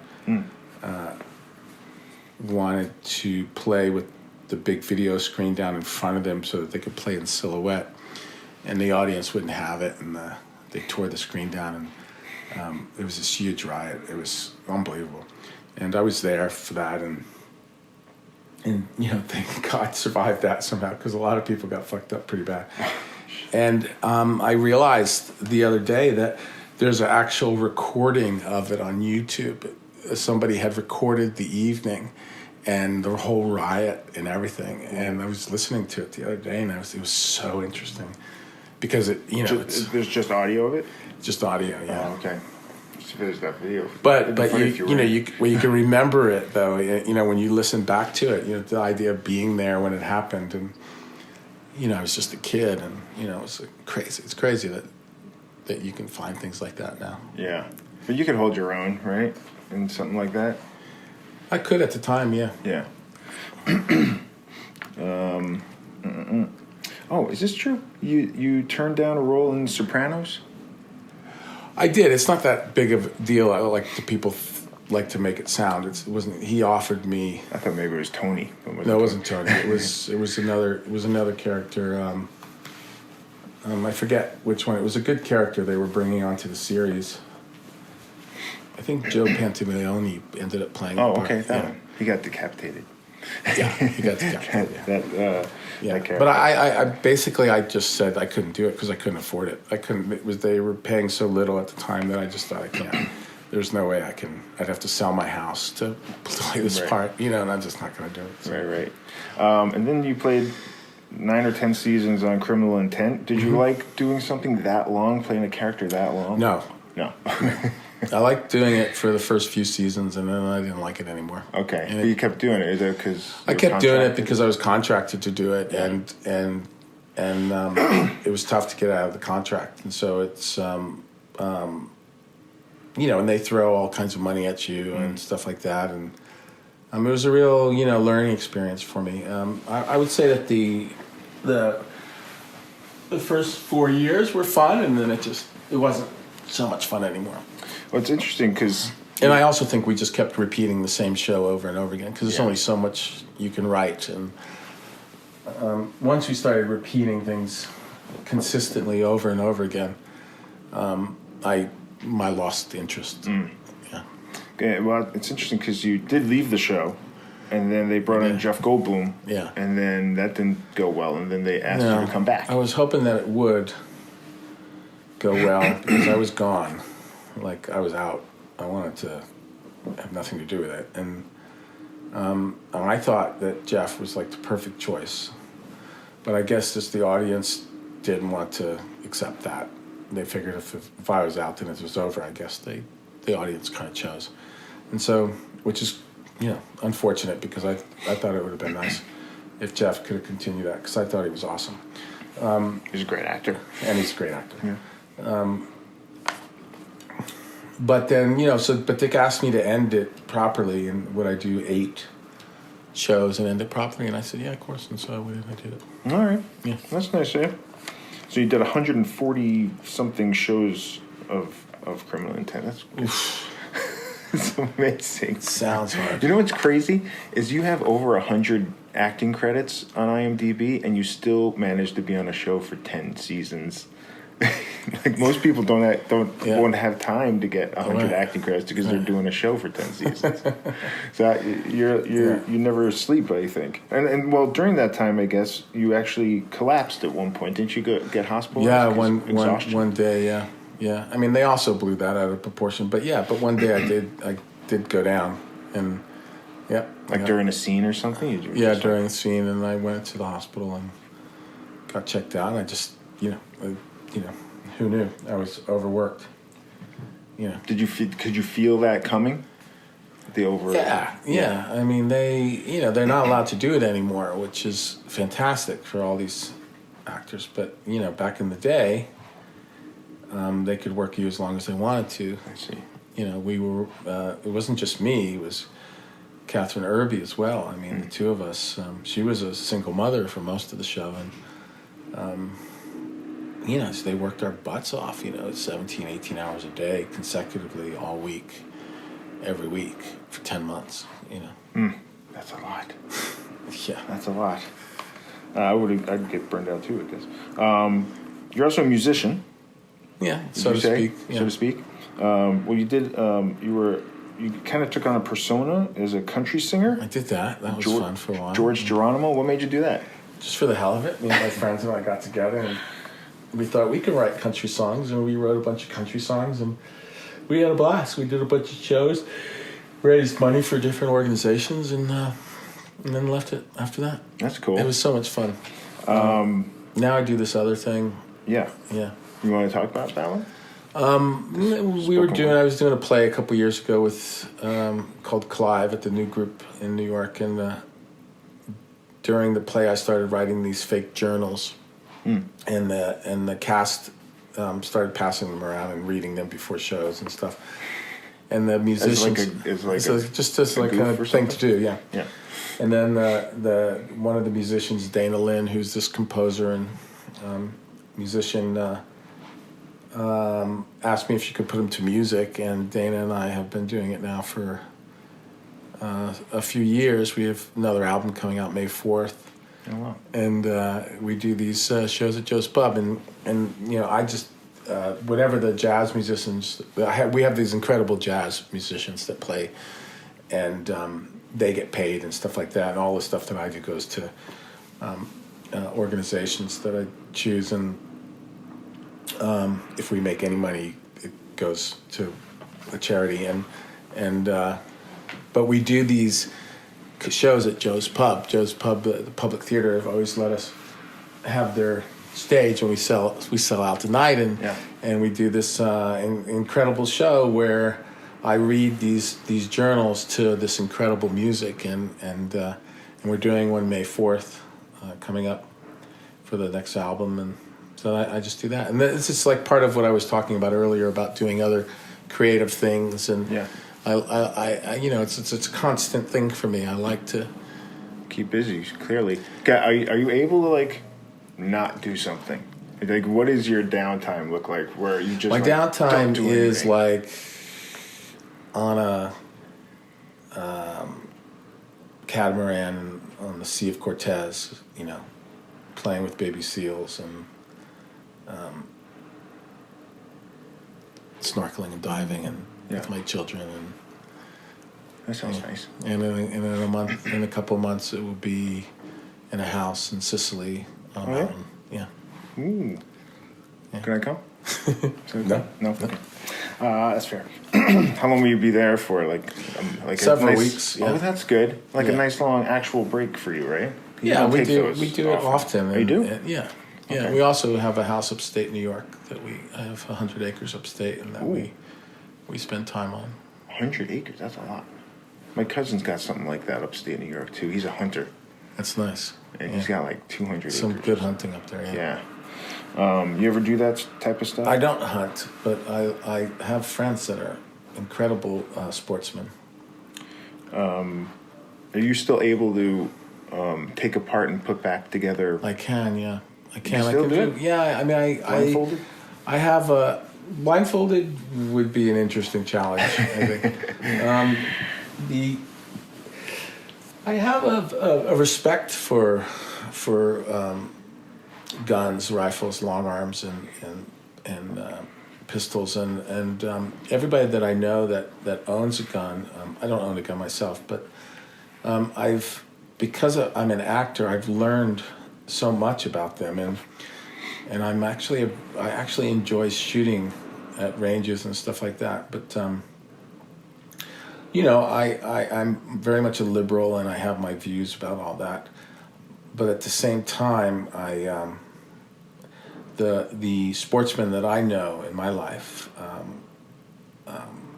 agree with my views about gun control, and also enjoy guns at the same time. So it's an interesting thing. I know the whole gun thing is a very boy thing, and I get that, and I love the conversation about gun control. I think it's an important one to have constantly, always.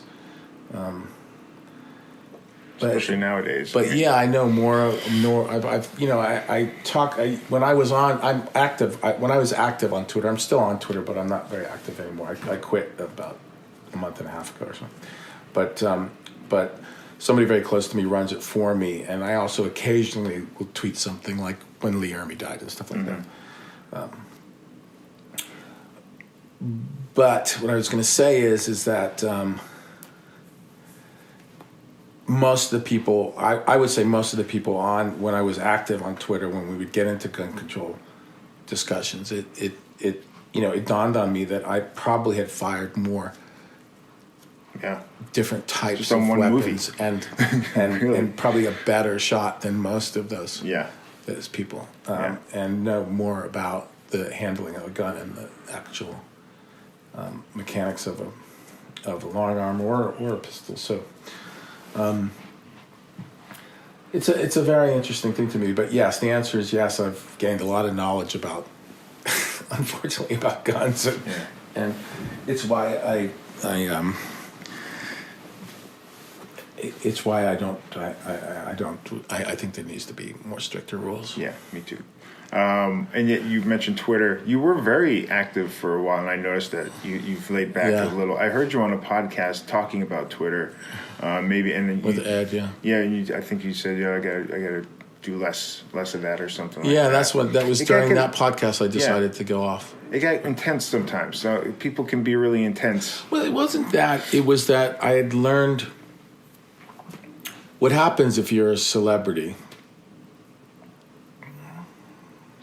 Actually, I take that back. What happened to me is that I developed a trust with a particular follower that was sort of like my guardian angel, and would keep me informed about the nonsense that was going on. And I gained the trust with that person. Nonsense such as people,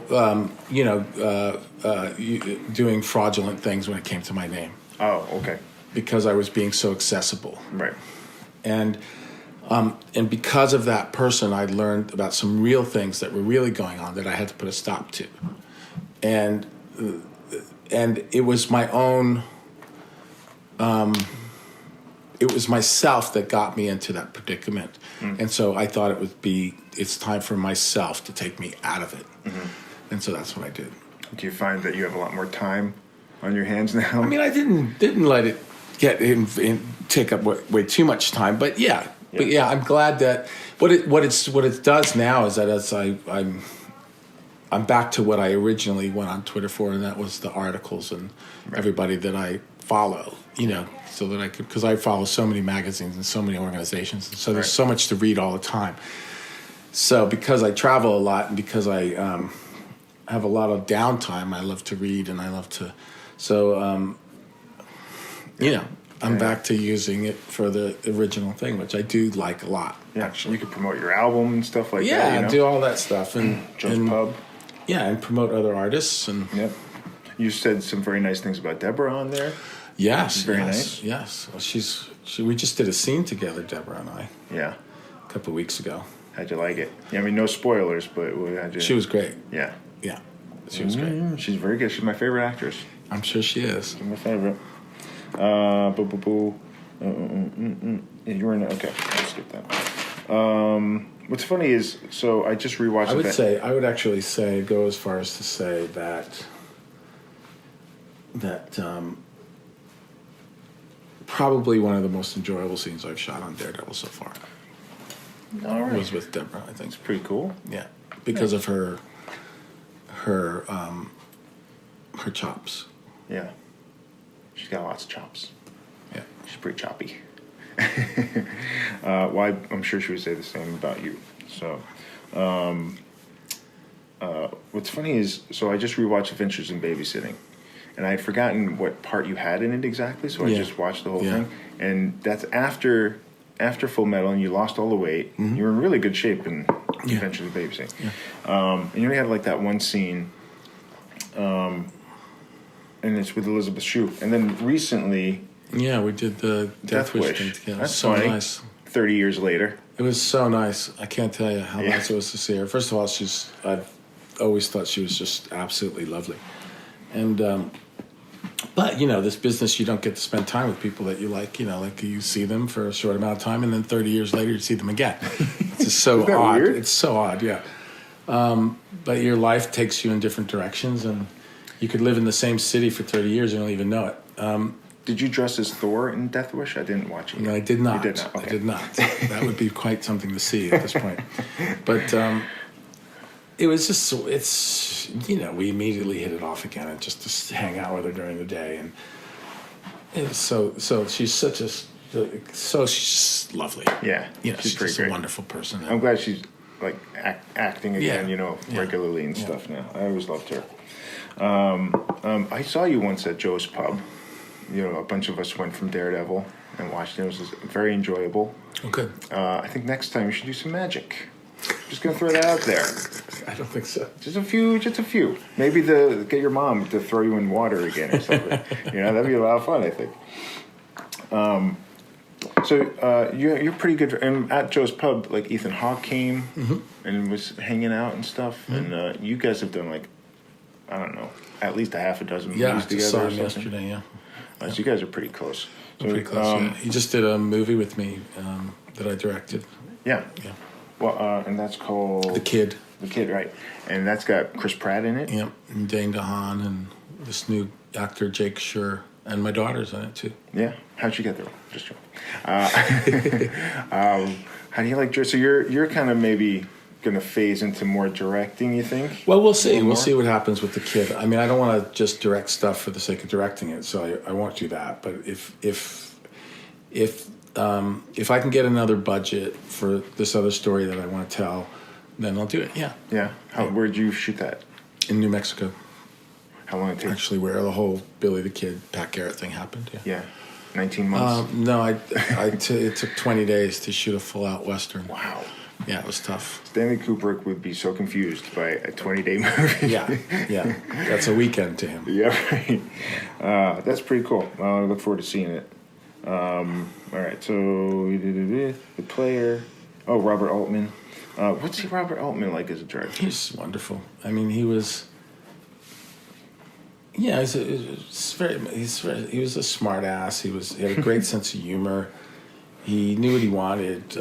He let the directors have complete freedom. And all the stuff that I did with him, there was no real set blocking or anything. He would always work with a camera on a baby jib, and back in the day, there were cables, lots of cables everywhere. So there would have to be 6 guys cabling the camera as the camera spun and tracked back and forth on a track and did anything that the actors did. We could walk over the track and the camera would follow it. We could do anything we wanted. And he was very much like that. He used to give me his joint at the end of the night. He always had like a half a joint in his pocket. That is a relaxed director. And I would always make sure I was near him at the end of the day so I could get his last half of his joint. Are you still smoke? No, I don't anymore.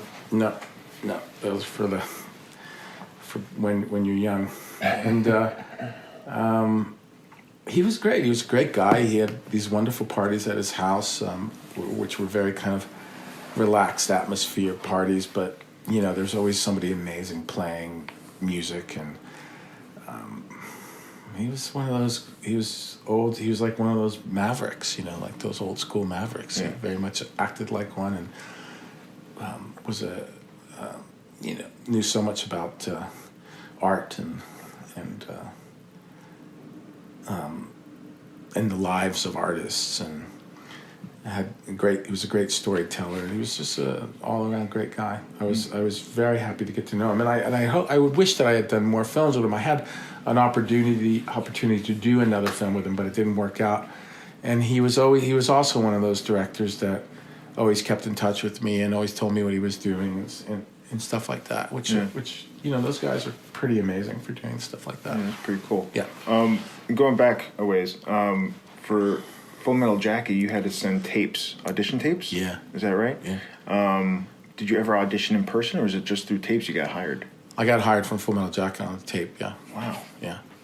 That's pretty Yeah, cool. I mean, there was a couple of tapes. It wasn't just one tape. Yes.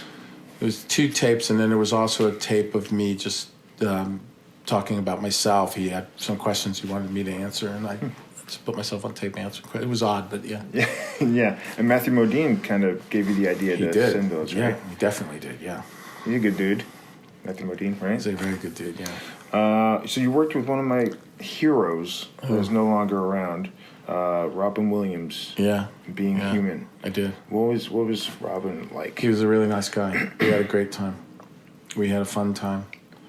He was always on, and unless you were alone with him, when you were alone with him, he was very subdued and very reflective. And just a sweetheart, would do anything for you, and we got along really well. And it was, the only thing is that it was a William Forsythe film, and I had to learn this old Irish accent and stuff, and then he would start to improvise. I was like, oh my God, I'd have to try to keep up with him with this kind of Irish accent, and it was like, oof, okay. He put me through the ringer, but we did it. It was fun. It was fun. Yeah. Robin Williams, rest in peace, sir. You also worked with another hero of mine, Harold Ramis. Yeah. Stewart Saves His Family. Yeah, I mean, I know it's kind of boring to keep saying all these guys were great guys, but Harold Ramis was another great guy. He was, I'd like to consider him like a friend. We got along really well on set, and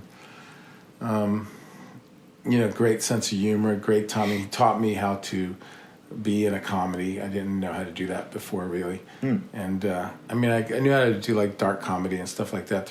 But be in a straight comedy, he gave me a lot of advice. And I was so thrilled when he gave me that part, because I knew about his work and I knew about his writing and everything from SCTV on, and I was just so happy that that he hired me just so I could hang out with him. Yeah. And hear all the stories and stuff. You know? Yeah, I love him. And speaking of theater, are you doing Red? Or no, we did a reading the other night. Just a reading? For a fundraiser. Oh, okay. Yeah, okay. I just did it. That's a good play. Yeah. I was like, oh, that'd be great if Vincent was in the Red. I'd go see that. Yeah. I'd like to do it sometime, but right now somebody else is actually reviving it. Stranger Days with Catherine Bigelow, written by James Cameron. Yeah. That's pretty cool. Yeah. Did you get to hang out with James Cameron at all? A little bit. Got to know him a little bit, not much. Good Luck with Gregory Hines. Renee Zellweger. Men in Black. Oh, this was a big role for you, Men in Black, right? Barry Sonnenfeld. Yeah. Where you played a bug. I did. I just saw Barry the other night. How's he doing? He's doing good. He invited me to because my son loves Let Me Sneak It. Yeah. So they had a screening at the Metrograph the other night. Oh, that's cool. Of the before it started on Netflix, night before it started on Netflix again. And so he was there. It was so wonderful to see him. He's such a sweetheart, Barry Sonnenfeld. And he's another one of those guys where we've always wanted to work together again, but it just hasn't happened yet. And he actually asked me if I would do the last Lemony Snicket, but I can't because of Daredevil. Yeah, because they're shooting it like now, I think. But it was quite a time. It was nobody knew what I was going to do, and Barry didn't want to talk about acting. Wanted to make sure that I wasn't going to talk about acting with him because he just wanted me to come in and deliver the thing. And I said I'm perfectly comfortable doing that. And so Rick Baker and I, we figured out the whole character together. He did all the makeup and I did all the voice and the way the character moved and everything. And then we brought this in, and it was, he was shocked by it, Barry. He didn't know what to think at first. And he's like, "Are you sure this is what you want to do?" And I'm like, "Yeah, this is pretty much it." And he's like, "Well, it's either going to be the worst thing or the best thing. Let's do it." And so, it kind of worked out. It did work out very well, I think. And throughout filming that, did you ever second guess yourself? It's like, I in the way that I thought, I wasn't quite sure how long. Well, because this is what happened. Barry said to me on the first day he saw me do it, which was the scene where I killed an Orkin guy. And, that day he told me, well, let's just see how it goes, And I didn't know what he really meant by that, but how I took it was, oh, maybe I'm going to get fired. And so, the first couple of weeks, it was basically just to see. I was like, okay, well, now it's too late. Now they're not going to fire me. I just that big scene. They're not going to fire me now, stuff like that. And then I realized, about 3 weeks in, that everybody was liking it, and then I was like, oh, okay, well, I guess I'm staying in this job. And so it was interesting. That's funny. It is interesting, yeah. I tell you, man. I mean, it's similar to. I'm sure many character actors have the same experiences.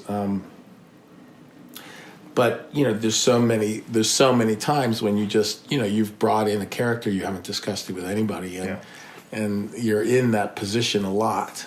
Yeah. And you learn to never second guess yourself and get bold.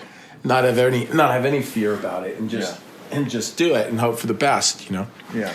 And hope that you're servicing the story in the best way you can, Have you ever done that and then the director goes, "No, that's wrong"? No, unfortunately, no, that hasn't happened. Have you ever been fired from a job?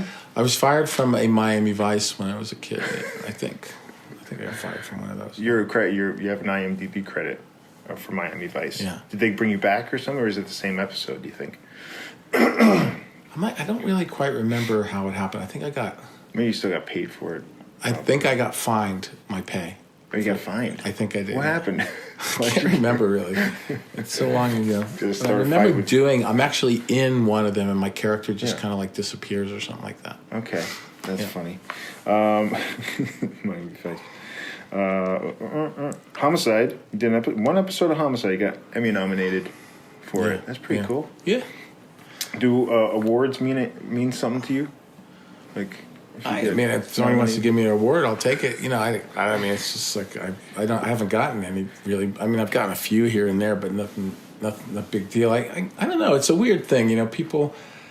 I feel like I'm in a different world in that whole thing. I don't want to know what it's like to be at to get Emmy or get an Oscar or one of those things. I don't know what it's like. I don't spend any time thinking about it. I don't know how I know that it's a whole campaign thing that goes on and all that, but I know nothing about that stuff.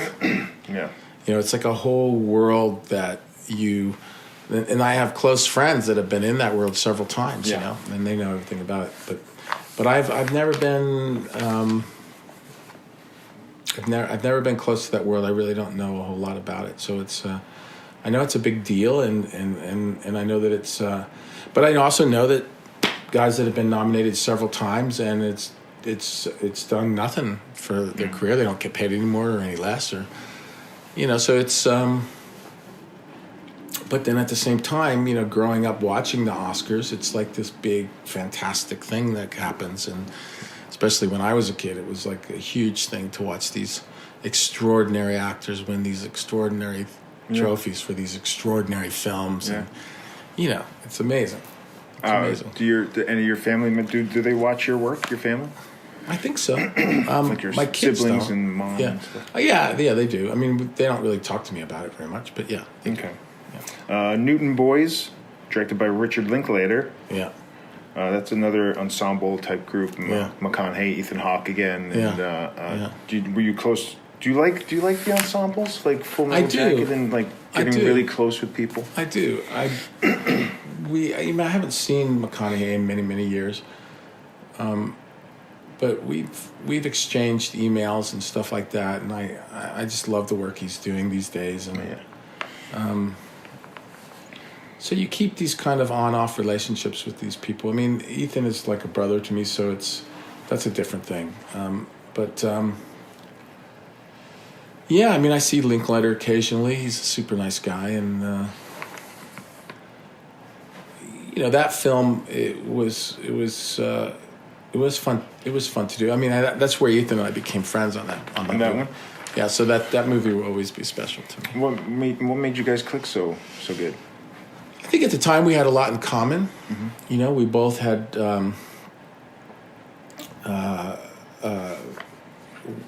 we were both trying to do the best work we could in kind of different kinds of films. Not trying to be as eclectic as we could, but we both still enjoyed the theater, and we had a lot of things in common because of that. Yeah. Seems like a good dude. He's a very good dude. You should recommend my podcast for him to come on my podcast. That'd be great.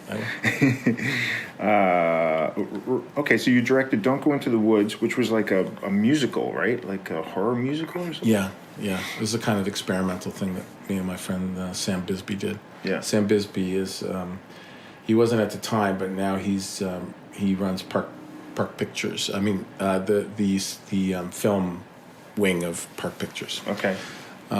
But he is a musician, and we decided we wanted to make a film, so we just shot it in my yard in upstate New York, and hired these kids off the street and anybody that could sing, and we wrote all these songs, and we shot this kind of B horror film for the fun of it. We shot it in like 8 days, something like that.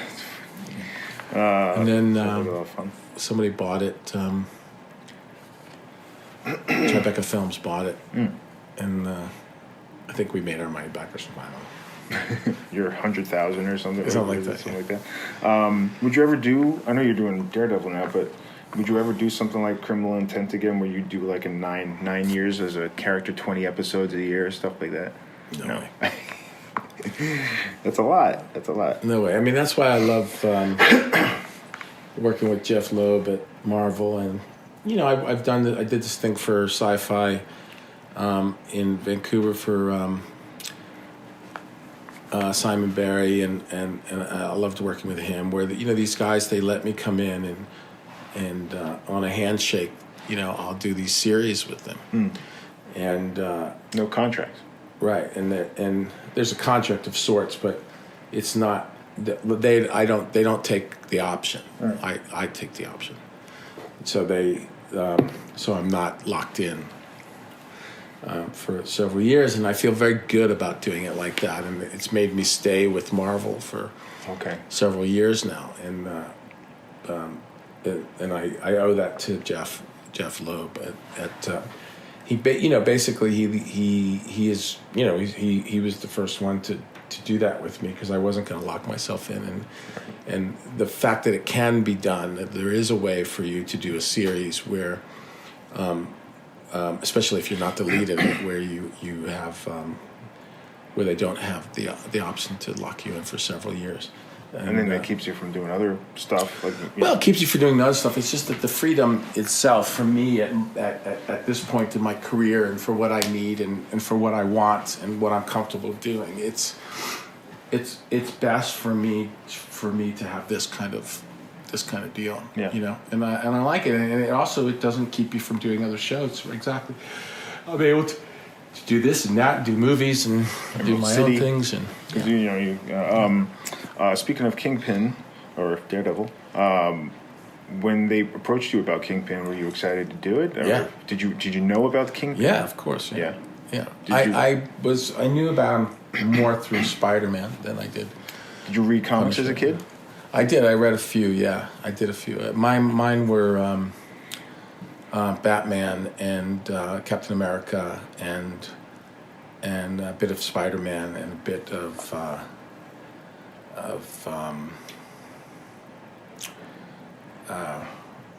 it was Savage. Was it Doc Savage? Doc Savage. Okay. Yeah. So I assume you didn't have to audition for it or anything like that, right? No, I didn't. No. So when you got the scripts for that, how'd you come? What'd you think of the character? I read it, and Stephen DeKnight's an amazing writer, and Stephen to me is like one of the best writers I've ever worked with, and probably ever will. I know. Good guy too. Good guy. Yeah, and he's a great guy. Yeah. And I think that I used to just treasure opening the fucking script and reading it every time I got a new one. Honestly, it would be like Christmas every time. Yeah. Because I knew he was going to do something amazing. Yeah. And I'll never forget that feeling, because I hadn't had that feeling in a long time, and I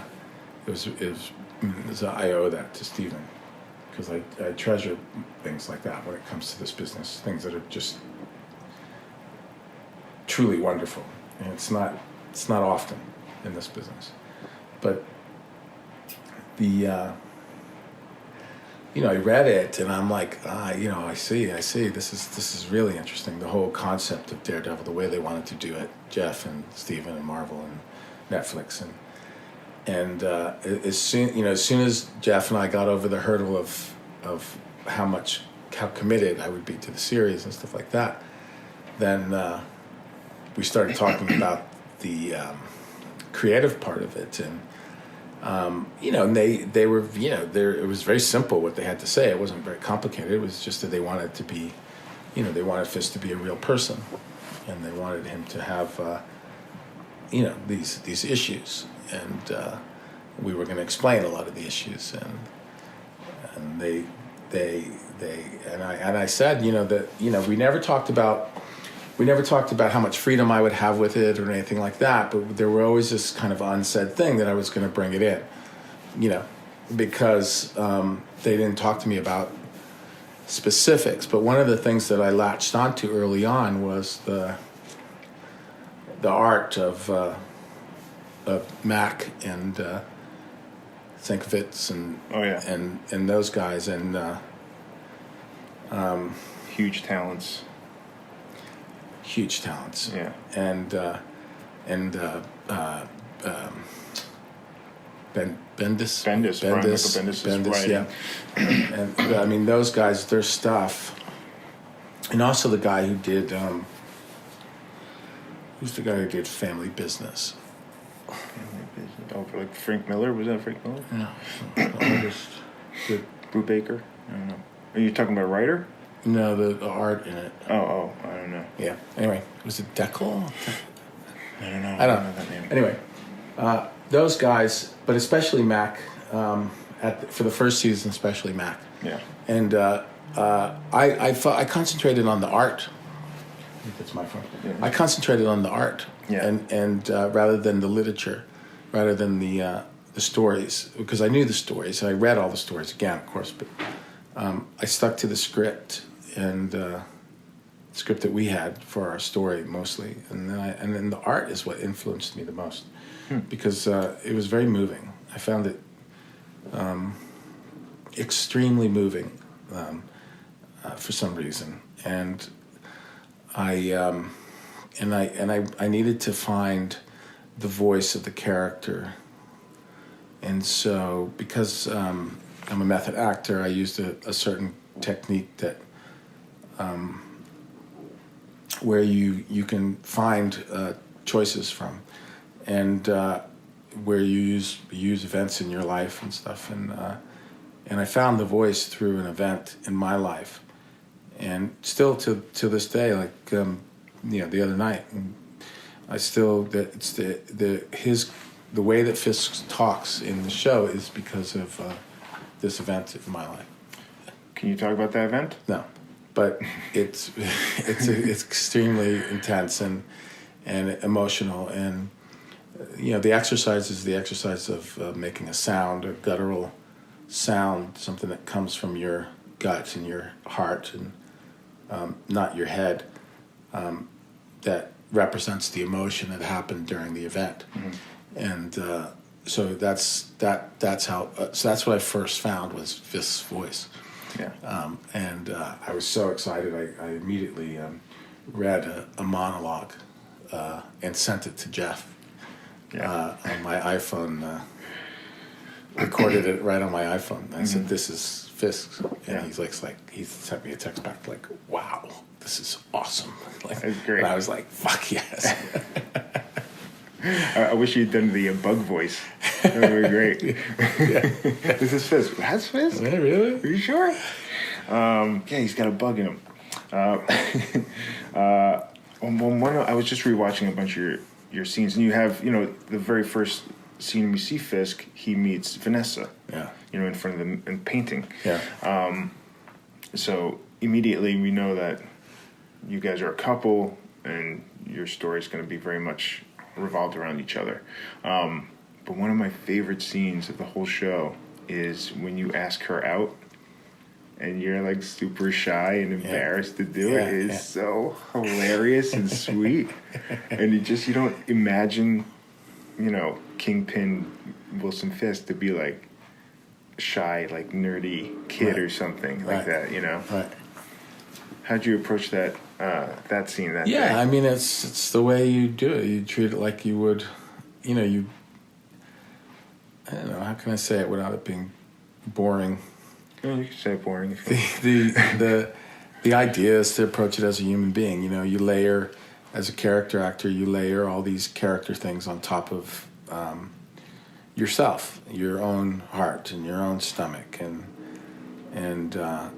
then you put the voice on it, and you put the posture on it, and you put the reactions to the other actor in there, and it's like juggling. It's like juggling more than one ball while the camera's rolling. You're juggling these several balls, but the key is you play it from your heart and your stomach, and it's with Ayelet. It was very easy to do. We became friends very quickly, and she became friends with my wife very quickly, and it was just you play it as honest as you can. Mm-hmm. And the difference between that and playing something that's more straight is that you have layers of character on top of it. Yeah. Well, I love that Fisk is, especially we know what his background is. I don't know if by that time you knew what his background was going to be, or if you already had your own type of background for him. I mean, I pretty much knew. They told me early on. They didn't tell me specifics about episodes, like this episode will be this will be that. They didn't. Nor did I want to know. And even in this season, I could know, but I don't want to know. And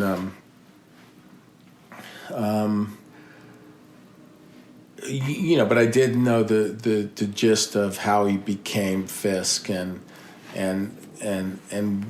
when eventually we were going to evolve him into Kingpin and why we were doing it that way and what his origin story was and what his relationships were going to be and why they were going to be that way. Yeah. You just end up feeling really. I kind of feel sorry for him because he had such a rough childhood, and he's just an still. Interesting character. He's a very interesting that. character, and he's still kind of a child in a lot of ways. Yeah. Right. Yeah. He's the child that now has got a lot of power.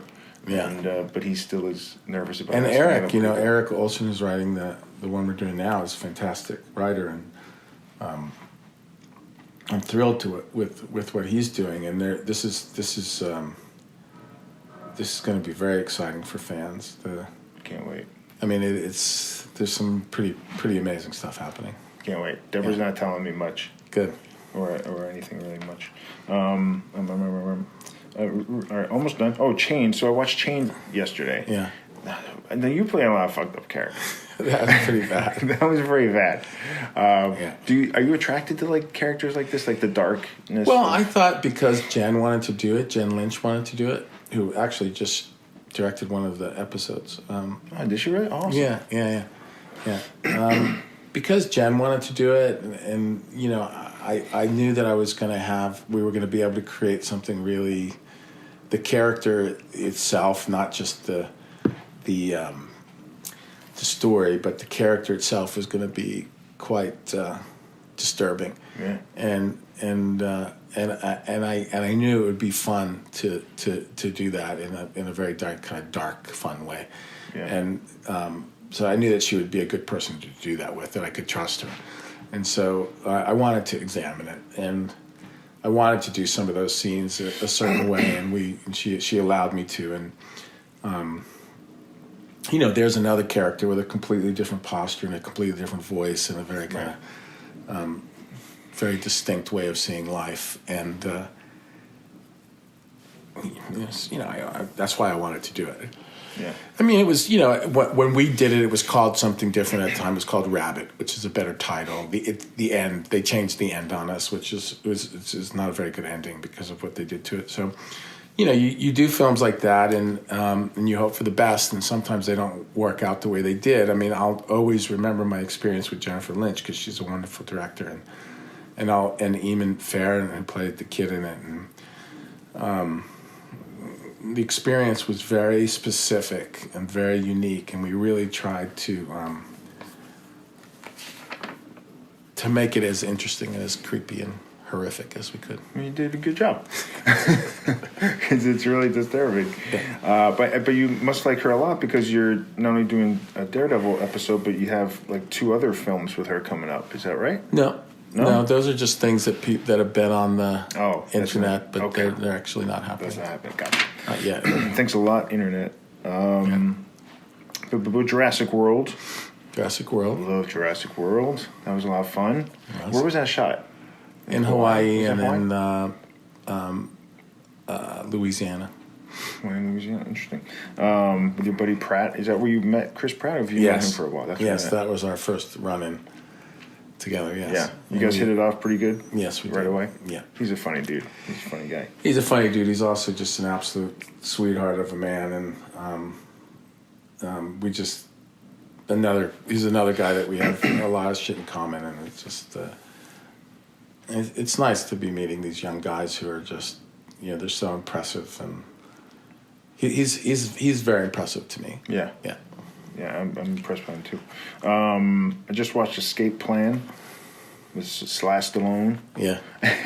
Nicest guy you ever want to meet. Is he? Oh my God, I loved meeting him. He was awesome. We had dinner one night, and he was just, we still keep in touch. I feel the same way that if you're a fan of Stallone's, you feel very similar to the way I do. You just love him to death, Yeah. and and his whole story about the way he started, and how he got this stuff done that he wanted to do, and that it's a great story. He's a hustler. I mean, he writes, directs, produces. Yeah. I mean, he does all that stuff. Yeah, and he's super smart and super articulate and super kind, and like a pleasure to work with on set. Like so much fun to work with on set, and so dedicated and not a shithead, and like totally like exactly the way you would want him to be. Yeah, and that's I know I've said it a few times. Things are rare in this business that I'm in because it's true. It's not something that people say a lot, but it's the combination of talent and extreme kindness and legitimacy as a person is not. It's rare in my business. Yeah.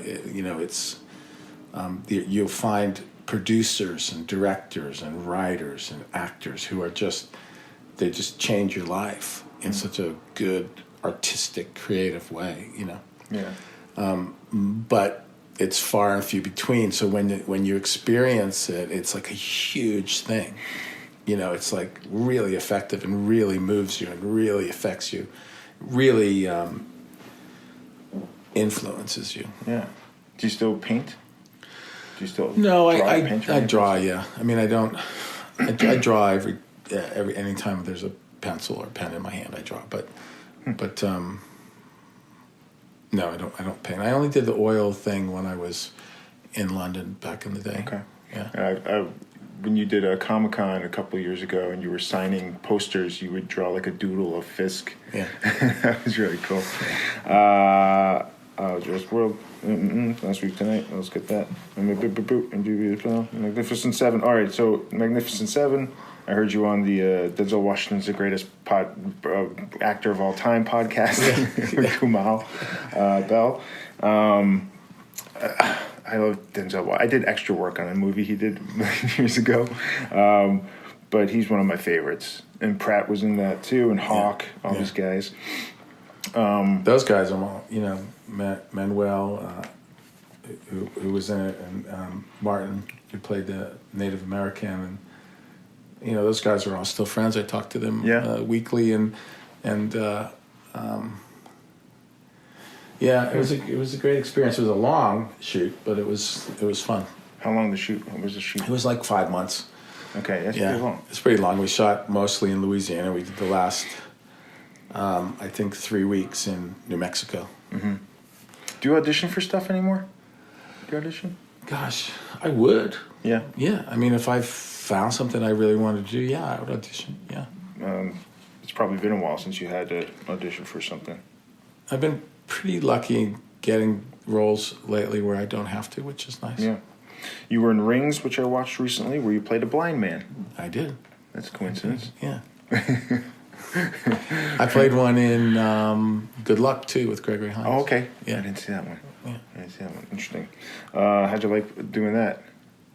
Playing the blind... I guess you did it once before. Did you do... Like, in the first time you did it, or even the second time, did you do research about that anything? I did. The first time I did it, I did a lot of research, and it was super helpful. And I realized that more than the experience of being blind, there was also a technique that I found to just because the muscles around your eyes and stuff like that are all still working and stuff like that. It's just the vision is not there. So the idea of having vision and trying to portray that is difficult because you want to blink and you want to move your eyes and you want to do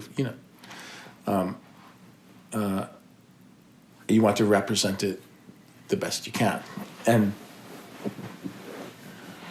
so it was interesting to me because I had to figure out a technique to do that, or find one, and I did, and it was very helpful, and it's I've used it also for Rings, and so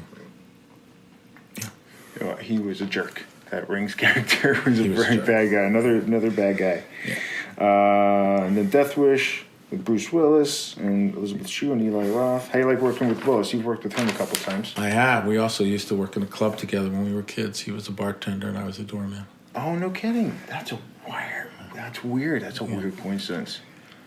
That's so funny. Yeah. So have you guys stayed in touch ever since then, kind of? I mean, we're not like great friends or anything, but, you know, we always have a good time when we're together. And yeah.